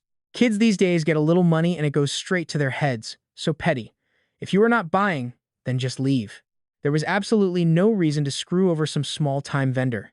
Yet, accusations buzzed around us like a swarm of annoying flies. I stayed completely cool. After years in the corporate rat race taking the fall, these angry mobs did not faze me one bit. A minor scene like this could not shake my peace of mind. Honestly, I did not care. But Lu Yanran was losing her mind. She was used to being high and mighty. When had she ever faced such trash talk? Even worse, the crowd was dragging me into it. In her head, I was her exclusive employee. Nobody else had the right to talk trash about me. She wanted every single one of them to shut up. Lu Yanran ripped off her sunglasses, her eyes blazing with absolute fury. Her fierce presence instantly silenced the entire crowd. Why waste breath arguing with random bystanders? Instead, she reached into her bag and pulled out a massive stack of $100 bills. It looked like at least $10,000. Rich girl logic is brutal. If cash can solve the problem, never waste your breath. She shoved the cash right in the vendor's face, looking incredibly fierce. Take this $10,000 to shut your mouth, she snapped. And if the rest of you keep gossiping, I will sue you for defamation. The vendor stared at the pile of money, his eyes lighting up with pure greed. His act as a victim fell apart instantly. A massive grin spread across his face as he reached for the bills. But just before he could touch them, my hand shot out and stopped him cold. I caught Lu Yanran by the wrist, forced her hand down, and told her to put the money away. My voice was dead calm, yet it carried an undeniable weight. Lu Yanran glared at me, her chest heaving with frustration. She looked ready to fight, furious that they had insulted me. I ignored her protests and gently pulled her behind my back. My professional butler instincts kicked into overdrive. We were absolutely not paying a single cent of idiot tax to this guy. Protecting your net worth is my main job. With those words, I stepped forward to face the fake money tree. I reached out with one finger and pressed it against the bark, which looked completely solid from the outside. I told everyone to look closely at who the real scammer was. Then, I shoved my finger forward with sudden force. The hard wooden trunk gave way like soft tofu. My finger went straight through the wood. The rowdy crowd went totally silent. Everyone stood frozen in shock. I hooked my index finger under the loose bark and violently tore it all the way down. The outer layer peeled off in a massive chunk. Instantly, black, decaying wood chips showered onto the pavement below. A disgusting, sour stench of rot blasted into the air. It smelled like garbage that had been fermenting for 2 weeks. It was toxic. People standing nearby immediately covered their noses and gagged. Even Lu Yanran instinctively took a few steps back. The ugly truth was out. There was not a single inch of healthy, normal wood left inside that trunk. The center was a pitch black, decaying mess of wet sawdust, squirming white maggots, and nasty yellow fluid oozing out. The vendor turned pale as a ghost. He began to stammer, insisting that this was just a huge mistake. I did not let him make excuses. Instead, I raised my boot and kicked his high-end purple clay pot with all my might. The planter shattered into pieces, exposing everything inside. This was no clay pot, it was cheap, painted plaster. There was not even a single speck of actual soil inside. The pot was packed with styrofoam, mud, and heavy stones to mimic real weight. Worse, look at the trunk. The bottom was cut completely flat. The main root was sawed clean off. There was not a single root hair left. This thing was completely dead on arrival. With its roots cut, it was just on temporary life support. The crowd stayed absolutely silent. The older folks who had just been trash-talking me stood there with their mouths wide open. They looked so embarrassed that they wanted to sink into the ground. I calmly dusted the trash off my hands and gave them a quick lesson. I exposed his entire scheme. In our industry, we call this an amputated tree. It is a classic way to scam clueless buyers. They saw off the main root, soak the base in chemicals, and force it to survive on whatever nutrients are left in the trunk. It looks green, but it is just a dying, hollow shell. If you buy this, the leaves die in 2 weeks. Within a month, the core rots. It is a 100% guaranteed death sentence. Throw in the cheap plastic pot and the trash filler, and this entire setup costs less than $100 to make. I turned my gaze back to the vendor, whose confidence had completely shattered. My voice was ice cold. A piece of garbage that costs under $100, and you wanted $8,888 for it. That line set the crowd off. The mood of the crowd flipped instantly. All their anger shifted from us and slammed directly into the shady vendor. They called him a shameless scammer. People started shouting that their previous plants had died too, demanding their money back. Give us an explanation. The crowd exploded in a heartbeat. A few old men stepped right up, ready to flip his stall to defend their rights. The vendor was completely cornered, his face turning the dark purple of pig liver. He shielded his head and cowered, every ounce of his previous arrogance completely gone. Amid the absolute chaos, I casually pulled out a wet wipe and slowly cleaned my fingers. I stood there, steady as a rock, radiating total control. Right next to me, Lu Yan stood frozen. The look in her eyes completely shifted. Before this, she only saw me as a decent cook and masseur, basically just a pretty face. She never expected me to know these obscure plant tricks so thoroughly. Right now, my professionalism was completely off the charts. For some reason, her heart skipped a beat. A subtle, starry gleam rippled in her eyes. I shook off my thoughts and saw her dazing out. Boss Lu, what are you staring for? Lu Yan suddenly snapped back to reality. She instinctively asked where we were going. I glanced at the trash stall on the ground and said flatly, let us go. This corrupt vendor is not making another single cent here. I did not even bother looking at that scammer again. Instead, I pointed to an obscure little shop hidden deep in the market. The storefront looked incredibly rundown. Its sign was hanging by a thread, looking completely unpresentable. An old man smoking a pipe squatted near the entrance. He ran his shop with total zen, never shouting or begging for customers. But experts know quality when they see it. Take that pot of Ficus lyrata sitting by his door. Its roots were completely established, and the soil had been carefully cultivated for at least 5 years. It was a genuine, top-tier find. I grabbed Lu Yan by the wrist and marched forward. Since we are already here, we might as well buy up all the good stuff. Lu Yan obediently let me lead her, staring at my confident profile. The corners of her mouth twitched upward. Hudin, you really know your stuff, do you not? I did not even look back. It was crucial to maintain my professional persona. Just basic skills for a high-end butler, I said. She scoffed, telling me a single compliment goes straight to my head. Lu Yan sounded annoyed, but her steps were light and bouncy. She asked me to help her haggle later, refusing to pay an idiot tax. I deliberately dragged out my words, saying that might be tough, which left Lu Yan instantly confused. With you around, she asked, can we still get scammed? I chuckled and delivered a sharp roast. Even great martial arts cannot protect a fat pig ready for the New Year's slaughter. The air went dead silent. Lu Yan's brain completely short-circuited for 2 seconds. Pure anger rushed straight to her head. Are you calling me a pig? You are dead. I immediately bolted, leaving her a full body length behind as she yelled to get back here. I am counting to 3. Our brief chase ended, and we moved right into the confession phase. Do you admit your mistake? I do. What did I do wrong? I shouldn't make bad comparisons. She told me to shut up. Lu Yan raised her hand, swinging her bag, and began pummeling my arm.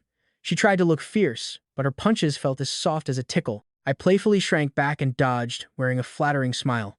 Exhausted from hitting me, Lu Yan glared at me, panting.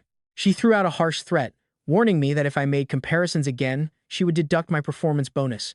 I immediately raised my hands in surrender, showing complete submission. Boss Lou is mighty, I teased.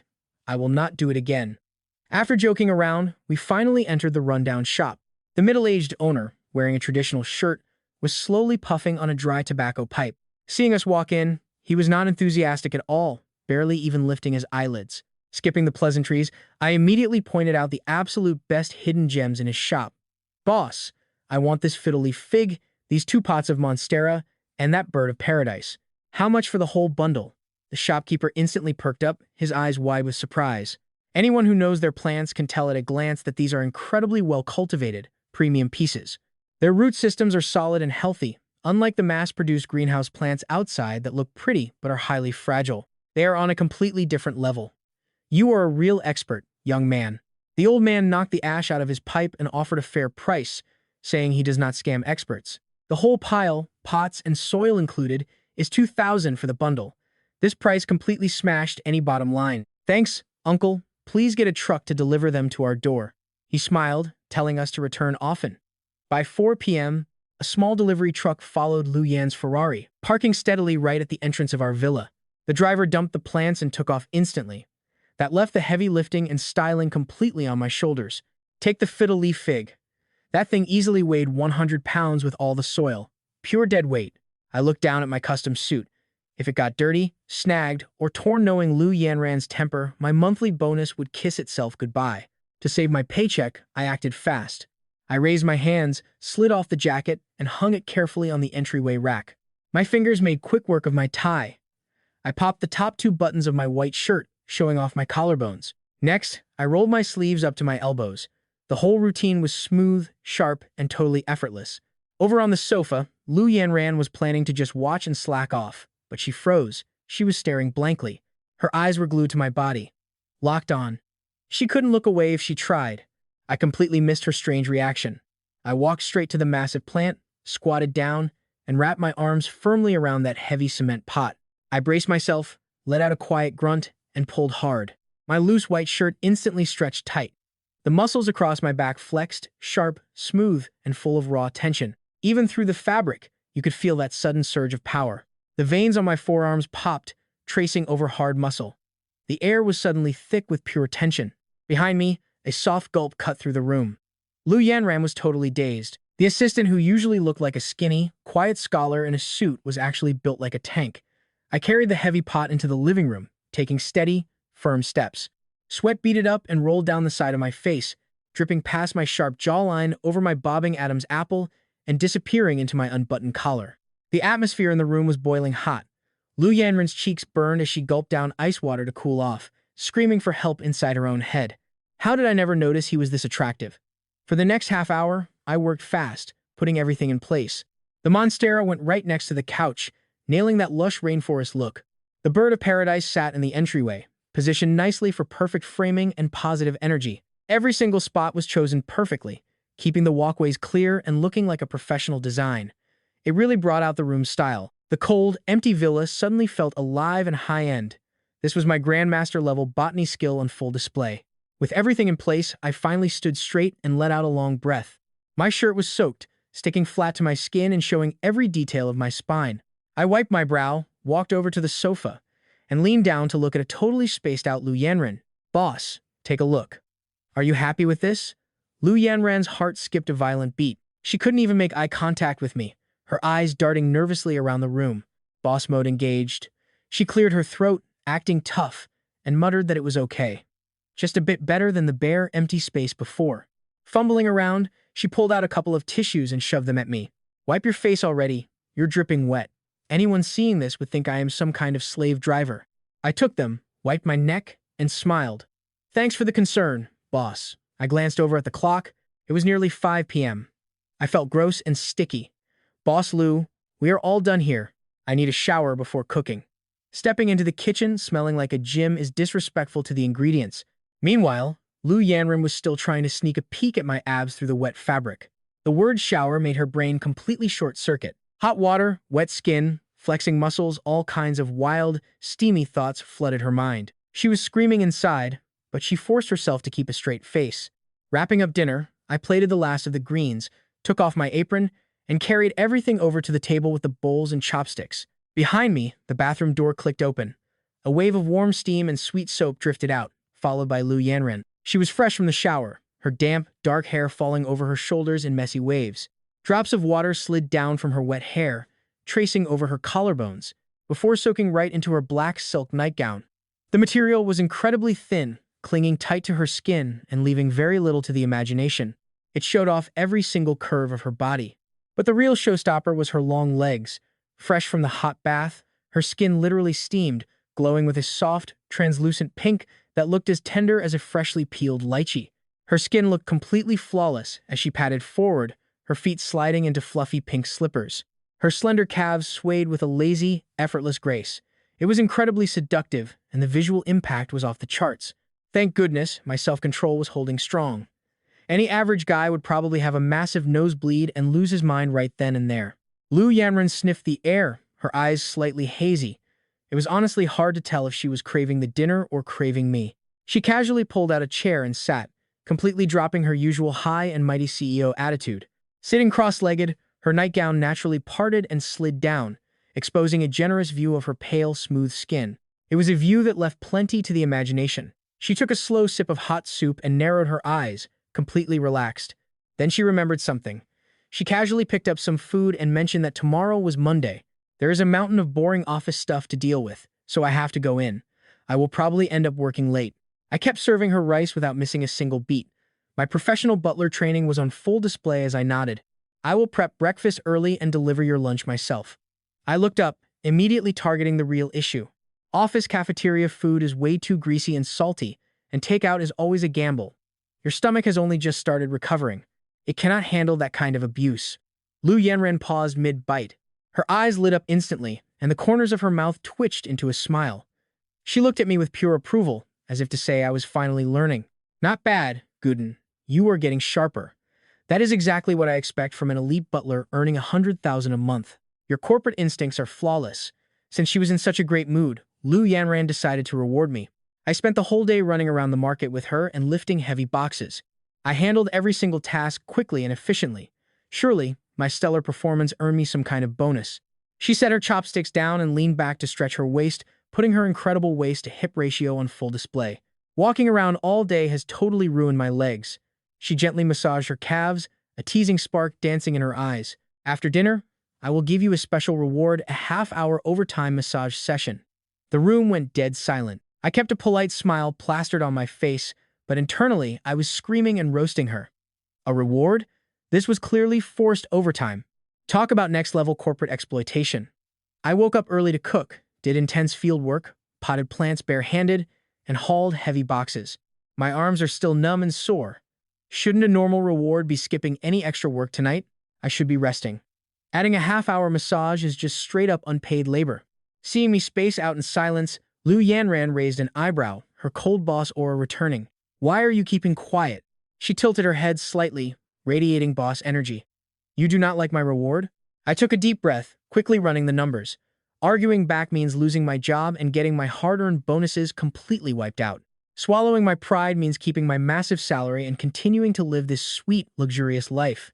I hesitated for exactly 0.01 seconds before folding. I love it, and it is my absolute honor to serve Boss Lu. Lu Yanren snorted with pride and stretched her long legs out. Since you like it so much, I will let you get a closer look. She pointed her toes, drawing a gorgeous curve under the warm dining light. The hem of her nightgown slipped down even further. The view was absolutely wild, dripping with pure tease and playful provocation. She boasted that the guys begging to admire her legs could easily line up all the way to France. These proportions and flawless lines were elite. She lightly wiggled her foot, showing off delicate ankles, perfect arches, and soft pink toes that looked like sculpted jade. Take a good look. This is what top-tier beauty looks like, and you are getting a free overtime experience. Anyone else would pay millions for this kind of treatment, and yet here you are, acting completely ungrateful. Lu Yanren looked completely justified, her eyes practically screaming that I should consider myself lucky. My eyes completely betrayed me, drifting downward to lock onto those incredibly long legs. To be fair, despite her explosive temper, Lu Yanren was built like a goddess. Her legs were incredibly slender and perfectly proportioned. Her skin was fair and without a single blemish. Visually and physically, this was an absolute dream. But my logical brain kicked in to run a quick risk assessment. These stunning jade feet were gorgeous, but the danger level was massive. During last night's massage, I realized she has a laughably low tolerance for pain. If I accidentally hit a sore pressure point, her reflex reaction is extreme. Adding an extra half hour meant the danger skyrocketed. One wrong move and the odds of my handsome face taking a direct hit from those jade feet would triple. As I calculated this in secret, a highly dangerous thought popped into my head. What if I actually got brushed by those soft, premium jade feet, or even kicked? Some rough treatment mixed with that sweet scent actually did not sound like a bad deal. I shook my head violently to throw out that ridiculous thought. Wake up, Guten. You are a professional employee here to earn a paycheck. You are not here for some immersive fan service.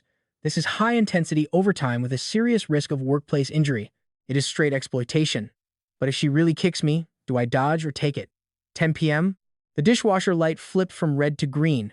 Sterilization done. I dried the very last piece of fine bone china. I put the plates away, then washed my hands thoroughly to make sure there was not a single trace of soap left. Private overtime shift. My boss's exclusive massage session was officially starting. I headed up the spiral staircase to the master bedroom on the second floor. The door was slightly ajar. I raised my hand and knocked twice on the door. Come in, a muffled voice called from inside, her face clearly buried in a pillow. I pushed the door open and entered. Only a single warm floor lamp lit the room. The light was dim and soft. Lu Yan was lying flat on her stomach across the 2-meter-wide bed. Her silk nightgown was pulled up to the base of her thighs. My feet paused for a split second. I had to admit, the length of those legs and their firm tone were absolute top-tier specs. I walked over and asked softly, "Boss Lu, ready to begin?" Lu Yan turned her head, her hair messy, her eyes half closed. She sounded lazy and annoyed. "You talk too much nonsense. Hurry up. I want to sleep when we are done." I chuckled and sat on the edge of the bed, pouring some essential oil and warming it between my palms. Let us get one thing straight. The pressure is going to be pretty heavy. I need to knead out the lactic acid from your walking all day. Think of it as therapy. My palms pressed against her calves. A cool, delicate sensation hit me instantly. Her muscles were stiff, showing obvious signs of heavy fatigue. Desk work all year and constant high heels during inspections meant these legs had been running on empty for a long time. I started with broad strokes, warming up the muscles with the heels of my palms. Relaxing the tightness, I slowly built up the rhythm. Lu Yan instantly let out a soft, comfortable sigh. So good. Press a little harder, she said. I raised an eyebrow. Questioning my skills? Fine. The customer is always right. My fingertips landed precisely on the Chengan acupoint on her calf. This spot is a major disaster zone for fatigue and pain. With just a light test, Lu Yan's toes curled. She was clearly sensitive. Seeing that, I cranked the pressure up by 30%. My knuckles dug deep, hunting for the knots. Lu Yan suddenly tensed, her body arching like a drawn bow. She lifted her head slightly, then slammed it right back into the pillow. That foot, which was casually wiggling a second ago, went instantly stiff. Her toes dug fiercely into the sheets as she froze. A sharp, aching soreness shot up from her calf, spreading through her entire body. It felt exactly like a wooden stick was grinding inside her muscle.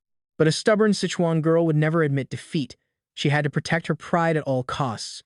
There was no way she would embarrass herself by screaming in front of me. Seeing the veins bulging on her neck, I carefully slowed down and asked, "Is the pressure too heavy to handle?" "Just say the word, I can adjust it." Lu Yan gritted her teeth, trying to stay calm. "Heavy? Who are you mocking? This is basically a tickle. Haven't you eaten?" She talked tough, but her body was telling a different story. She was trembling all over, completely unable to hide it. Yet she still managed to throw in a final dig. "Guten, are you just weak?" The corners of my mouth curled into a dangerous grin. A boss making demands gets top marks, and as an employee, I must deliver. "Oh, so we are playing tough? Then let us go straight to max pressure. No more talking." My palms slid up her calves, past her knees, and landed right on the gallbladder meridian acupoints of her outer thighs, sitting for long periods with a complete lack of exercise. The paths here were totally blocked, making this spot the absolute peak of painful, satisfying critical hits. I precisely locked onto the Fengi acupoint, calculating the angle and force. "Boss Lu, hold on tight." Right as the words left my mouth, I flexed my wrists. My thumbs dug straight into her acupoint. Boom! An intense, numbing soreness exploded instantly, shooting straight up to her brain. All of Lu Yanren's pride and stubbornness shattered instantly. For a second, her entire brain just short-circuited. Pure instinct took over. A soft, helpless gasp escaped her lips as her right leg snapped back with violent force. Those soft, delicate, perfectly shaped pink feet flew through the air, heading straight for my face. I had actually anticipated this reflex, but a ridiculous thought suddenly crossed my mind. It froze my body for zero point 0.1 seconds. Getting kicked right in the face by these gorgeous feet. What would that actually feel like? That tiny moment of hesitation meant I took the blow head-on. Smack. A remarkably soft sensation connected. The sole of Lu Yanren's pink foot pressed firmly against my nose and left cheek. Time ground to a halt. Warm yellow light bathed the absolute silence of the bedroom. The tension was insane. I reached out and grabbed her foot. Her soft sole was still pressed against my cheek. Lu Yanran was completely stunned. She lay motionless on the bed for a few seconds, her wide eyes staring in utter disbelief. She had actually kicked her butler in the face. Boom. A wave of embarrassment crashed over her. Her face flushed as red as a boiled lobster. Her body heat spiked, feeling hotter than a boiling bath. Like a startled rabbit, she yanked her leg back in sheer panic. "Why didn't you dodge?" She stammered a few broken words, then completely lost it. She snatched the blanket, wrapping herself up like a giant cocoon. Only a messy tuft of hair peeked out from the top. A muffled, frantic squeak came from deep inside the blankets. "Are you a block of wood? Why didn't you move?" I rubbed the bridge of my nose, thinking this was totally ridiculous. Talk about an unexpected workplace injury. To be fair, it didn't even hurt. It just left a soft, faintly sweet-smelling sensation behind. I stood up calmly, grabbed a wet wipe, and cleaned my cheek as if absolutely nothing out of the ordinary happened. "Boss Lou, your reflexes are outstanding, and your leg muscle tension is in perfect shape. It seems our physical therapy session worked beautifully. Your energy meridians are fully unblocked." The human cocoon under the sheets curled up even tighter, playing dead and refusing to make a sound. Walking to the door, I flipped the light switch and gave her a soft reminder that breakfast is at 8 a.m. sharp tomorrow. "Good night, Boss Lou." Click. The lights went out, and I shut the door behind me. The hallway was dead quiet. I touched my left cheek. That soft, lingering sensation simply refused to fade. A subtle, sweet fragrance still drifted in the air. Something is definitely happening here. I shook my head to clear the distraction and headed inside the guest room. System detected host mood as optimal, issuing exclusive reward God tier, first-class styling skill. This skill unlocks premier fashion aesthetics, letting you effortlessly master any style. It is the ultimate cure for bad fashion, upgrading your entire aura. Back in the master bedroom, the lights died. The room was pitch black. Lu Yanran curled up under the covers like a stuffed spring roll, tossing and turning, completely unable to sleep. That exact moment from earlier kept playing on an endless loop in her head. She could only think about the warm, soft feeling of that accidental kick. It was so awkward she could dig a 3-bedroom apartment with her toes. She reached down to touch her soul. Her face burned hot enough to fry an egg. Why is that idiot so clueless? Wait, did he do that on purpose? Lu Yanren buried her face into the pillow, trying to justify everything. "It is not my fault. It is all his fault. His massage technique was just too insane." The soreness triggered a pure reflex. I completely lost control. But then, the provocative words she had blurted out suddenly flashed back in her memory. "Guden, are you impotent or something?" Lu Yanran's mind exploded. She kicked her legs wildly in bed. Ugh. So annoying. So what if I said it? He does not know the first thing about treating a woman right. He absolutely deserved that kick. Despite her stubborn pride, she still wondered my soft foot did not hurt him too badly, right? She kept overthinking it all night. She suffered through a whole hour of agony. Finally, Lu Yan bolted upright like a spring, her mind completely shattered. "Damn it, Guden, you absolute bastard. You gave me straight-up insomnia." The next morning, at exactly 7 a.m., I clocked in right on time to start my day as a working man. Breakfast was a stomach-soothing millet and pumpkin porridge, carefully prepared and paired with crisp seasonal veggies, along with a steamer basket of fresh, fluffy pork soup dumplings, light on the stomach but still perfect for satisfying those carb cravings completely customized for Lu Yan's current diet. By 7:50, breakfast was ready, but upstairs was still dead silent, not a single sound. Today was Monday. Lu Yan had a major executive meeting this morning. It was an absolutely critical task. We could not afford to mess this up. I dried my hands, took off my apron, and went upstairs to wake her. The bedroom curtains were drawn tight. The room was dim and gloomy. The lump under the blankets was completely still. She was fast asleep. I walked over to the bed and softly whispered, "Boss Lou, it is time to get up." Zero response. Instead, she wrapped the blanket even tighter around herself, looking like she would rather die than get out of bed. A muffled, groggy grumble came from under the covers, dripping with morning crankiness. "I do not want to get up. So annoying. Just let the company go bankrupt. I am not going to work. I wisely kept my mouth shut, not daring to reply. I could usually handle Boss Lou, but a sleep-deprived boss with morning rage, her lethality was off the charts. Last night, I only got kicked in the face. If I talk back today, I will probably suffer a full physical combo attack. My frail body cannot handle that. I decisively turned and slipped into the bedroom's massive walk-in closet. The moment I pushed the door open, the sensor lights flicked on automatically. Even though I was mentally prepared, I was still absolutely blown away. How is this even a closet? This is literally a high-end luxury boutique inside her house, featuring an entire wall of Hermes bags sorted by color. Both sides were lined with this season's hottest designer fashion. Every single piece was worth a fortune. The glass island in the center was filled with dazzling jewelry, screaming expensive from every single angle. If an ordinary person walked in here, they would probably freeze, completely overwhelmed. But I did not panic at all. In the next second, my god-tier styling skill instantly activated, and my aesthetic system came fully online. My eyes scanned the racks like a precision laser, analyzing every item. The goal was the ultimate Monday executive meeting outfit. Not flashy, not cheap, just a powerful look that commands the room. Too colorful looks frivolous, but too plain fails to project CEO power. My gaze swept the racks and locked onto the perfect choice. A sharply tailored off-white wool suit with a crisp silhouette. Timeless, elegant, and paired with an emerald green silk shirt underneath. It was vintage and luxurious, perfectly brightening her complexion and balancing out the white. Minimalist accessories were key. Just a simple pearl brooch to accent the collar, low-key yet exquisite. For shoes, 5-centimeter nude lambskin pointed heels to flatter her legs and elongate her proportions. Comfortable enough for commuting and long meetings without tiring her feet, the entire look was assembled. I laid it out neatly on the bench at the foot of the bed, sharp, premium, and radiating absolute boss energy. Then I went downstairs and packed her breakfast into a thermos. The entire process was smooth, steady, and highly efficient. When I returned to the bedroom, Lu Yan was still fiercely battling that Monday 8 a.m. struggle, refusing to get up. I leaned over, raised my hands, and gently pressed my thumbs against her temples. Using professional techniques, I massaged her in slow circular motions without applying heavy pressure, relying solely on a soft touch to soothe her fatigue. Lu Yan let out a comfortable hum as her furrowed brows slowly relaxed. Her sky-high morning crankiness dissipated.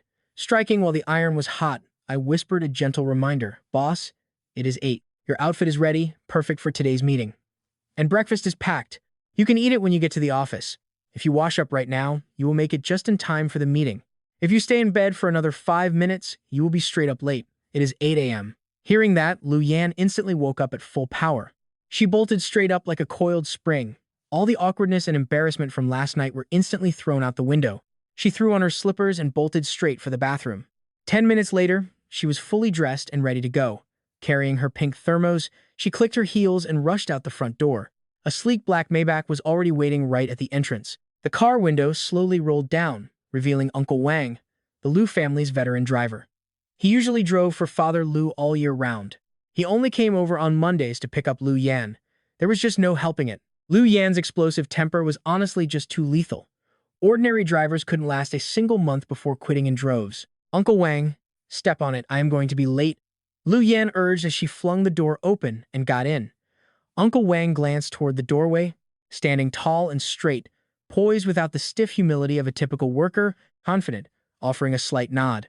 I nodded back politely. Lu Yi had already filled Uncle Wang in on the details earlier. This new young butler really has some serious skills. The Maybach started smoothly and glided out of the villa district. As it disappeared into the distance, I watched the car leave. Without wasting a single moment, I turned back inside to prepare lunch. The morning routine was just the bare minimum. This nutritious lunch is the real main event to secure my position and rise as a core employee. Meanwhile, over at the suburban, Chinese-style Lu Garden estate, the Lu family's private residence lay serene, tranquil, and completely filled with elegance. Dressed in a neat gray skirt suit, Lu Yi walked confidently into the courtyard's quiet tea room. Sandalwood incense curled gracefully through the air, keeping the atmosphere quiet and solemn. The head of the Lu group, Lu Changjin, sat at the tea table, focused entirely on peeling an orange.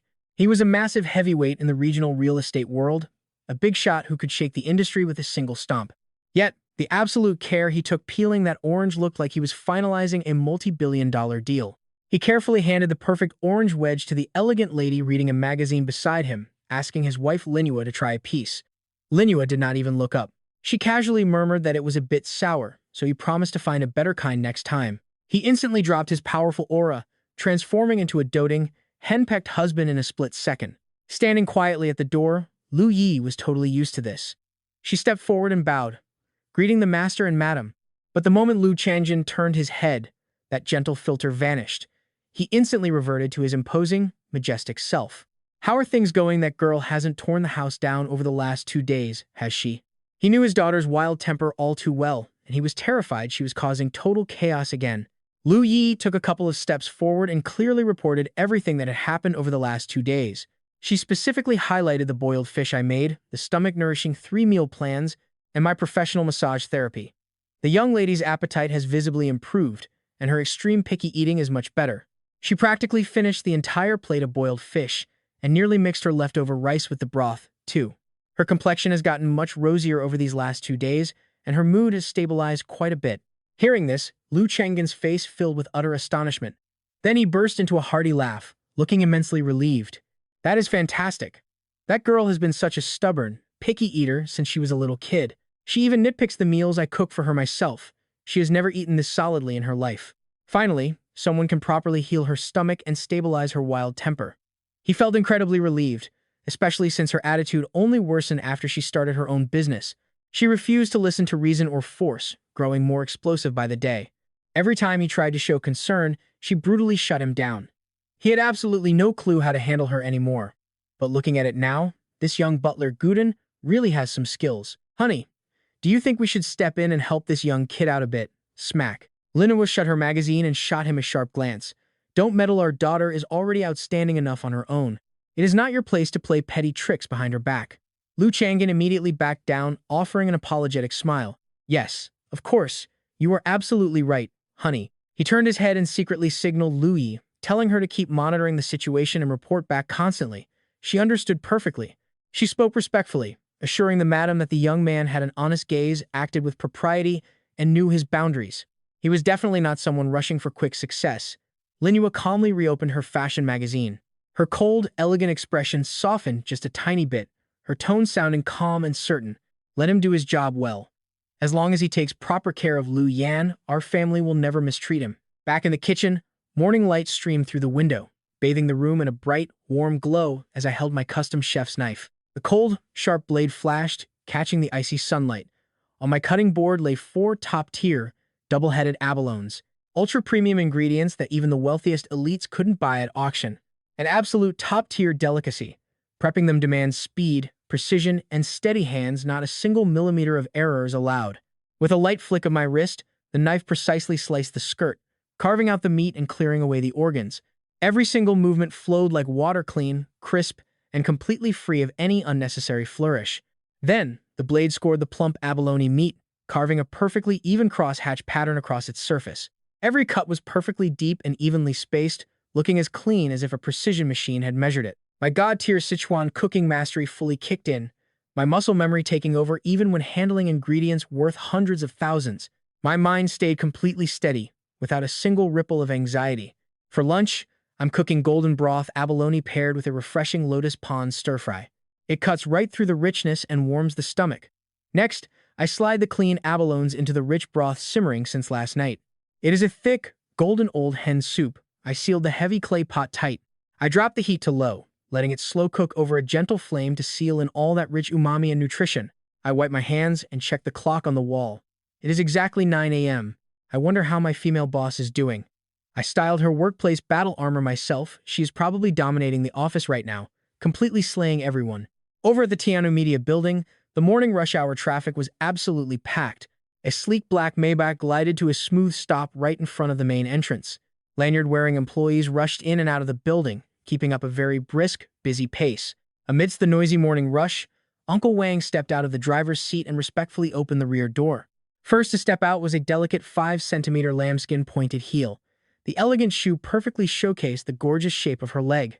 Right after, Lu Yanran stepped out of the car, carrying her tall, striking posture. Suddenly, the noisy entrance went dead quiet, as if someone had instantly slapped a giant mute button on the crowd. Passing workers and pedestrians instantly stopped or at least slowed their pace. Their eyes were glued directly to her, unable to look away. Today, Lu Yanran looked entirely different. Usually, she was a walking, low-pressure overlord, wearing her signature black suit with a cold, sharp expression. Her aura was freezing. Strangers dared not come within 5 meters, feeling an icy vibe that pushed them 1,000 miles away. But today, everything had flipped. She was dressed in a soft, off-white wool suit. The tailoring was sharp and the lines clean, softening the usual aggressive edge of her corporate style. Underneath, a deep emerald silk shirt added a premium vintage tone that contrasted with her cool, pale skin, making her look almost translucent. A refined elegance washed over everyone. A small pearl brooch on her collar shimmered in the morning light, balancing out the stiffness of the suit. Luxurious but low-key. Holy crap, is that actually Boss Lu? Am I seeing things? She looks way too gentle and gorgeous today. The receptionist clutched her badge, whispering in a hushed, frantic voice, her eyes wide with total awe. But the very next second, everyone froze in place. This powerful female CEO with her maxed-out aura, who had just stunned the entire crowd, was openly carrying an incredibly out-of-place pink thermos. It was a Barbie pink lunchbox covered in chubby, cute cartoon characters. It looked 100% like a lunchbox meant for a kindergartner. The extreme contrast was immediately dialed to the max. It was like some legendary, awe-inspiring, fierce Zhang Fei wielding a massive battle axe, but suddenly holding a pink magical girl wand in his other hand. The clash was off the charts, but the funny part was how this comical combo actually gave Lu Yanran a weirdly charming Gap-Mo effect. Lu Yanran definitely noticed all the strange looks people were giving her. Her cold CEO mask almost shattered right there. That damn Guding, she gritted her teeth and cursed him inwardly. She left her house looking incredibly sharp and fierce. This morning, her aura absolutely flawless, but that idiot insisted on shoving this pink lunchbox into her hands, nagging her, "You can't leave without breakfast. Taking care of your stomach is everything. You have to eat on time," forcing her to carry this childish lunchbox and suffer total social death in front of her entire company. Lu Yanran took a deep breath, forcing herself to calm down. As long as I do not feel awkward, then everyone else will be the awkward ones. She quickly hid the pink lunchbox behind her back, keeping her spine perfectly straight in her comfortable heels, walking with an arrogant, powerful stride. "Morning, Boss Lu." "Good morning, Boss Lu." Every employee along the way, whether submitting plans or carrying coffee, greeted her much louder and with far more crazy energy than usual. Eyes locked onto her, full of deep awe and admiration, unable to look away. She thought, God help me. The boss's outfit today is absolutely god tier. That emerald shirt makes her skin glow, making her look incredibly beautiful, gentle, and completely in control. Her looks and vibe are total cheat codes. Lu Yan kept her eyes straight ahead and stepped into the exclusive executive elevator. On the surface, she still wore that cold, unapproachable look, but the little version of her inside was celebrating, jumping around like crazy with hands on her hips. So satisfying. This feels amazing. The absolute awe in her employees' eyes is completely real. This was the ultimate validation of her looks and aura. Ding. The elevator reached the top floor executive suite. Lu Yan stepped briskly out of the elevator, her pace light and incredibly breezy. Pushing open the heavy mahogany doors of her office, she casually tossed her bag and the pink thermos onto the leather sofa, completely ignoring the upcoming executive meeting. First, she rushed over to the massive floor-to-ceiling mirror and twirled around, adjusting her clothes to strike a dramatic pose. She even winked at her own reflection, and Lu Yan secretly admired herself. Lu Yan, oh Lu Yan, how can you be this gorgeous? Knock, knock. A quick, soft knock suddenly rang out. Lu Yan instantly dropped her playful mood, cleared her throat, stood up straight, and quickly smoothed out the wrinkles in her clothes before sitting down in her executive chair. "Come in," she called as the door opened. The sharp clacking of high heels echoed. A stunning figure walked in, carrying a breeze of luxury perfume. The woman wore a tight dress with big, wavy curls. She looked stunning with bright red lips, a fierce aura, and a tall, eye-catching build. This was Lisa, co-founder of Chianu Media and their director. She was also the only person Lu Yan could actually banter with and ruthlessly roast, her absolute closest longtime friend in the entire company. Lisa was the only one who dared to tease Lu Yan without any hesitation. Usually, her favorite hobby in life was roasting Lu Yan's endless black suits, calling them as boring as a strict school principal's uniform. Right now, Lisa walked in holding a fancy Western breakfast. The moment she looked up, she froze and narrowed her eyes. Her highly critical fashion insider eyes filled with genuine, pure shock. Damn, this outfit today is on a whole different level. Stellene runway, a long suit matched with a vintage silk shirt. The texture is completely off the charts, and that pearl brooch placement is practically perfect. It softens the sharp suit while making your complexion look absolutely flawless. Lisa nodded repeatedly, sincerely praising how this beautiful aesthetic was easily 3 levels higher than her usual boring and rigid clothes. Lu Yan was secretly thrilled beyond belief. Even a picky fashion snob like Lisa could not find one issue, proving how incredible Gooden's eye for style really is. She only knew Gooden before as an amazing cook and a professional masseur. She never expected his style sense to be this overpowered. For 100,000 a month, he cooks, massages, styles, and manages her daily life. This value is completely off the charts. She wondered, should I give him a raise next month? But she immediately shut down that thought. No way, she absolutely could not give him a raise. If she paid him too much, this kid would save up enough money and just run away. Where else could she find such a perfect butler? Lu Yan immediately regretted it, wishing she had locked him down. Back then, she thought a 1-year deal was too short, so she specifically made it 3 years. But looking at it now, that is still way too short. She had to find a way to upgrade him to a lifetime contract, keeping this absolute treasure of a man forever as her exclusive helper. While she celebrated secretly inside, Lu Yan kept her outer face totally cool, acting with her usual effortless arrogance. I just threw this outfit together randomly, completely nailed it, and that was enough to leave you all totally stunned. It just proves my natural beauty is unmatched. Lisa rolled her eyes in sheer disbelief, sighing, yeah. You are the most beautiful, you are the absolute best, and you are the prettiest in the world, she teased, passing over the luxury breakfast in her hand. You haven't eaten breakfast yet, have you? I got this specifically for you. Only then did Lu Yan suddenly remember Gooden's strict instructions. He had specifically insisted she must eat breakfast the very second she reached the office. An empty stomach ruins your digestion, and nursing mind back to health has been a real nightmare. I cannot mess this up again. She immediately spun around, grabbed the pink thermos from the sofa, and twisted off the lid. Instantly, the rich, comforting scent of hot pumpkin and millet porridge drifted through the air. Sweet and warming, the aroma filled the office. Lisa's nose twitched, completely hooked by that heavenly smell. She dumped her bland breakfast without hesitation and rushed over. What is that incredible smell? Which restaurant makes food this good? Lisa leaned in close to Lu Yan, sniffing the air greedily to catch every single trace of the scent. The sweet pumpkin and warm millet blended perfectly with the rich, savory smell of fresh, steamed pork and hot, juicy meat broth. The delicious layers hit her all at once, totally waking up her dormant taste buds. Her eyes drifted past the top part of the thermos, locking onto the bottom tray. Plump, round soup dumplings rested inside the tray. Their delicate skins were paper-thin, translucent, and almost crystal clear. You could actually see the pink pork filling, and the rich, jiggling broth inside. Just looking at them made her mouth water. It smells too good. Let me just have one little bite. Lisa simply couldn't resist. She reached her freshly manicured hand straight toward that pink lunchbox. Smack! A pale, slender hand suddenly slapped hers away. The strike was crisp, clean, and showed absolutely no mercy. Lu Yan smoothly wrapped her arms around the thermos, guarding it fiercely against her chest. She leaned back, eyes flashing, looking exactly like a little tiger guarding its prey. Her vibe was fierce. In your dreams, she scoffed, turning her back completely on Lisa with a cold, dismissive shrug. This is my recovery meal. You are perfectly healthy, so why are you stealing my food? There is barely enough here. It is only enough for me. Gooden woke up early to simmer this porridge and steam these dumplings from scratch. Every single grain of rice and every pinch of pork was prepared just for her. It belonged to her. Not even her bestie Lisa got a bite. Even if her own dad, old Lou, showed up, he would not get a single bite today. Lisa clutched her slapped hand in pure shock, her eyes wide with total disbelief. This woman standing before her, who turned hostile over some porridge and a dumpling, guarding her food like this. Was this really the generous, easygoing Lu Yan? In the past, when they went out, she bought limited edition bags and jewelry worth hundreds of thousands. If Lisa even glanced at them twice, Lu Yan would casually gift them to her without a second thought. But now, over a cheap, simple breakfast, she was drawing a line.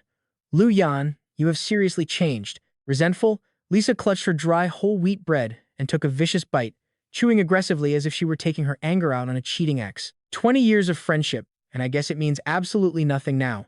You used to spoil me, but now you won't even share a sip of warm porridge. You are a total traitor. I am not buying it. Lu Yan was completely unmoved, curling her lips as she scooped up a spoonful of the golden pumpkin porridge. The texture was soft and delicate on her tongue. The pumpkin had melted completely into the rich rice broth. No chewing needed, it just slid warmly down her throat. A comforting warmth instantly filled her empty stomach, making her sigh with pure, relaxed satisfaction. Next, she lifted a soup dumpling. Even after a bumpy car ride, it was still perfectly plump and intact. The skin was soft yet chewy.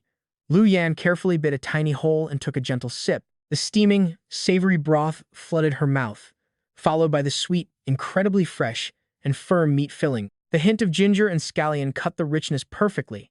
Savory, not greasy, and absolutely flawless. The warm porridge and savory meat dumpling made the ultimate pair. One bite was sweet and light, the next rich and savory. It was the ultimate cure. Her morning fatigue, the stress of rushing to work, and those painful stomach cramps were instantly and completely gone. Lu Yan narrowed her eyes in pure comfort, her gaze full of deep, soulful satisfaction. She had zero time to entertain the drama queen sitting right beside her. She kept a steady rhythm porridge, then dumpling, over and over. Her cheeks puffed out, making her look incredibly cute as she focused entirely on her meal. She looked like a little hamster hoarding food, showing none of her usual aloof, corporate heiress attitude. Sitting across from her, Lisa had stopped chewing entirely, staring in absolute disbelief. She knew Lu Yan ran too well. Ever since Lu Yan took over Chianu Media, years of constant stress, sleepless nights, and frayed nerves had literally driven her to severe anorexia. For years, at business banquets and team-building events, Lu Yan was always the one who ate the absolute least. Her plate stayed clean, barely touched by her chopsticks. To her, eating had always been pure torture. But seeing her wolf down her food with such relish today was shocking. It was like she was a totally different person. Lisa had to ask what was going on with her. Lisa's sharp, fox-like eyes scanned Lu Yan up and down as suspicion grew in her heart. Something was wrong. Something was very wrong. First, her fashion completely changed, shifting from her usual cold black to a soft, elegant vintage look. Her whole vibe felt totally refreshed. Then came this weirdly childish pink aesthetic, and now, this massive change in her appetite. There was definitely a catch here. Lisa probed tentatively, asking if Uncle Lu had come over bright and early to make her this porridge and soup dumplings. Other than her doting father, she couldn't think of anyone else who could cure Lu Yan's anorexia and picky eating. But Lu Yan had no time to respond to her guesses. She was too busy using her spoon to scrape the lunchbox, gathering every single drop of rice oil off the inner walls. Even the tiny bits of dough stuck to the steamer tray were picked off and eaten, one by one. She refused to waste even a single drop of flavor. Only when the box was scraped cleaner than if it had been washed did she put down her spoon in pure satisfaction. A soft, tiny burp escaped her lips. Lu Yan pulled out a tissue and elegantly wiped her mouth. A faint blush crept onto her cheeks. Her entire body felt amazing, completely refreshed. The high tension that had gripped her all morning finally melted away, leaving her full of energy with a sharp, clear mind. She gently patted her slightly rounded stomach, spacing out for a moment. Not too much, not too little, exactly 70% full. A simple bowl of soft, stomach-soothing porridge and 6 savory, incredibly filling soup dumplings.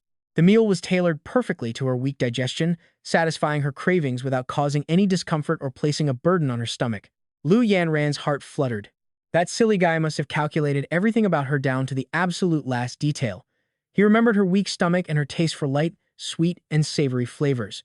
Even her exact digestion capacity and portion size were perfectly measured. This feeling of being truly cherished, of being so carefully and meticulously looked after, it was just too comforting and way too easy to fall for. As she thought about it, Lu Yan's lips curled up uncontrollably. She couldn't hide her smile at all, not bad. Gudan's performance today was a perfect score once again. But then another thought crossed her mind, and she frowned. The guy was making a high salary and living in her villa with zero worries about food or clothes. He didn't lack money or material things at all. Giving him a house, a car, or a fancy watch seemed redundant and tacky. It wouldn't touch his heart at all. Honestly, these past few days, she had just been enjoying his care, his cooking, and his massages. She hadn't paid any attention to what he actually liked. Lu Yan furrowed her brows, her fingertips tapping the desk, completely torn. Suddenly, she looked up and noticed Lisa staring at her with a highly suspicious, probing expression. Her eyes instantly lit up. That was right. Lisa had been in the fashion industry for years and had seen it all. She was known as the ultimate heartbreaker, an absolute man killer. Her experience with men was ridiculously extensive, so asking her what guys liked was a guaranteed win. Lu Yan cleared her throat, quickly hiding her smile. She calmly put the lid back on the pink lunchbox, pretending to be completely nonchalant as she asked Lisa a question. "Tell me," Lisa said, casually tossing her dry bread aside and putting on her confident relationship expert persona. She boasted that whether it was this season's fashion trends or a newly opened high-end beauty salon, she knew it all. It wasn't about that, Lu Yanran said, waving her hand as her gaze drifted toward the window. Her tone was deliberately flat, pretending it was just casual chatter. She asked what to get a guy around 23 or 24 who was decent-looking and pretty tall. As soon as the words left her mouth, Gudan's face instantly flashed in her mind. She pictured his sharp, handsome features, his profile dripping with sweat while moving trees yesterday, and the smooth, defined muscles barely hidden beneath his collar. Lu Yanran silently corrected herself. He was more than decent. The guy was top-tier handsome. Usually, he seemed so steady and calm, reliable, meticulous, gentle, and always knowing his boundaries. Sure, he was a bit stubborn and annoying sometimes, never knowing how to yield to a girl, but his skills were absolutely amazing, top-notch in every single aspect. Remembering his magic hands during massages and his unbelievable cooking, Lu Yanran felt her ears heating up. She cleared her throat fast to mask the sudden panic, asking what kind of gifts guys like him actually prefer. What gifts do guys like him prefer? The office plunged into absolute, dead silence. You could hear a pin drop before Lisa slammed her desk and stood up, her eyes wide with total shock. She gasped loudly, exclaiming that Yan had finally seen the light and her cold heart was finally blooming. You are absolutely dating someone, so fess up. Who is it? Narrowing her all-seeing fox eyes, she looked absolutely certain she had cracked the code, declaring it was definitely the mystery guy who made her breakfast. She knew something was up with that romantic breakfast because Yan had been guarding it like a total maniac. Refusing to let her best friend of 20 years have even one bite of a dumpling completely gave her away. There was definitely something going on, but Lu Yanran, startled by the outburst, begged her to keep her voice down as her ears rang. She instantly felt a wave of guilt, subconsciously rubbing her burning nose. She asked who was dating, warning her that spreading fake rumors is legally actionable. Coughing twice to hide her panic, she sat up straight and defended herself, insisting he was just a normal friend and they had a pure friendship. Worried Lisa would see right through her, she quickly added more excuses to justify her unusual behavior. If they were defining things, he was just a close business partner, so she needed to stop overthinking it. Claiming she understood, Lisa rolled her eyes in her typical dramatic fashion and slowly sank back down into her office chair. While she played along on the outside, she did not believe a single word of that excuse. A normal friend and business partner, only Lu Yan could tell herself that lie, because everyone in their social circle knew better. The eldest daughter of the Lu family was normally proud, used to people lining up to hand her gifts and curry favor. When had she ever gone out of her way to put this much effort into choosing a gift for a regular guy? Seeing Lu Yanran act so stubborn, haughty, and awkwardly innocent, Lisa could not help but grin with pure mischief. This early stage of unspoken tension was always the most entertaining. Exposing her now would just ruin all the fun. So she chose to play along, resting her chin on her hand to offer some actual, serious advice. Since he is just a business partner, gifting a car or a house is way too flashy and tacky, making you look like a sugar mommy buying his affection. Though with your massive net worth, you honestly might be one, but Lu Yan told her to shut up and get to the point. Lu Yan glared hard as her ears flushed even redder, while Lisa smiled wider and began analyzing the situation. The key is that a gift needs thought, elegance, and practicality, ideally something he can keep on him at all times. That way, every single time he looks at it, he thinks of you. She held up one finger. Top choice is a watch. Men are judged by their watches, while women are judged by their bags. It is the ultimate social currency. A luxury watch immediately boosts his status and presence, plus the deeper meaning behind it is incredibly special. Leaning in closer, Lisa lowered her voice suggestively, telling Yan that giving a watch basically means you are buying his time. It means every single second of his future is permanently tied to yours, making Lu Yan freeze right on the spot. Her heart skipped a beat at the thought of buying his time, of having every single second together. The meaning was incredibly intense, but after thinking it over, she realized it fit her actual intentions perfectly. When she personally extended their contract from 1 year to 3, was it not specifically to lock down Gudan's time?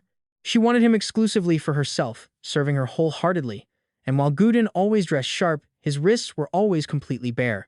He really did need a watch to complete his elite aura, and an image immediately popped into her mind. A high-end luxury watch resting on his wrist while he was cooking dinner or giving her a massage. The watch catching the light every time he moved, so handsome, steady, and full of boss energy. Yes, this would work perfectly. Lu Yanran's eyes lit up as she nodded. She grabbed a fountain pen from her desk and quickly scribbled down 2 words on a sticky note. Watch. But what else besides a watch? She felt like a single watch was still a bit too flimsy. It was not nearly enough to reward Gudan's absolute perfection lately, considering his elite cooking, incredible massage skills, and even fixing her fashion style. Plus, he had literally cured her chronic insomnia and anorexia.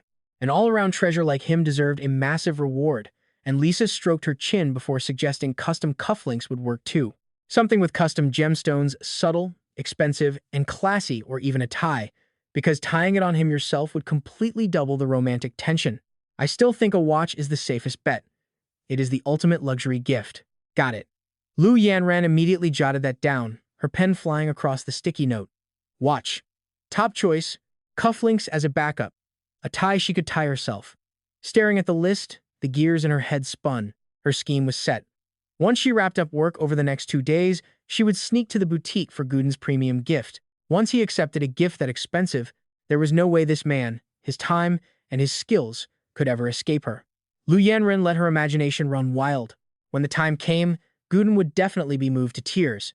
He would declare right then that he spent his life wandering without a worthy leader, and if Boss Lu did not abandon him, he would serve her forever. Then she would smoothly trick him into changing his 3-year contract into a lifetime agreement. Cooking for her forever, massaging her forever, belonging completely to her for the rest of his days. Trying to escape? No chance. The sheer thrill of the fantasy rushed straight to her head. Lu Yanren's lips curled up wildly, unable to hide her grin. Her eyes gleamed with pure triumph. Just as she was completely lost in this dream of keeping Guden in the palm of her hand forever, a sharp knock sounded at the door. Her assistant, Xiao Chen, poked his head in with a quiet update. Boss Lu, the executives have arrived and the conference room is ready. We can start the meeting now. Lu Yanran instantly wiped the smile from her face, switching back to her domineering CEO mode in a single second. Folding the sticky note carefully, she tucked it deep inside her jacket pocket, terrified of losing her secret list.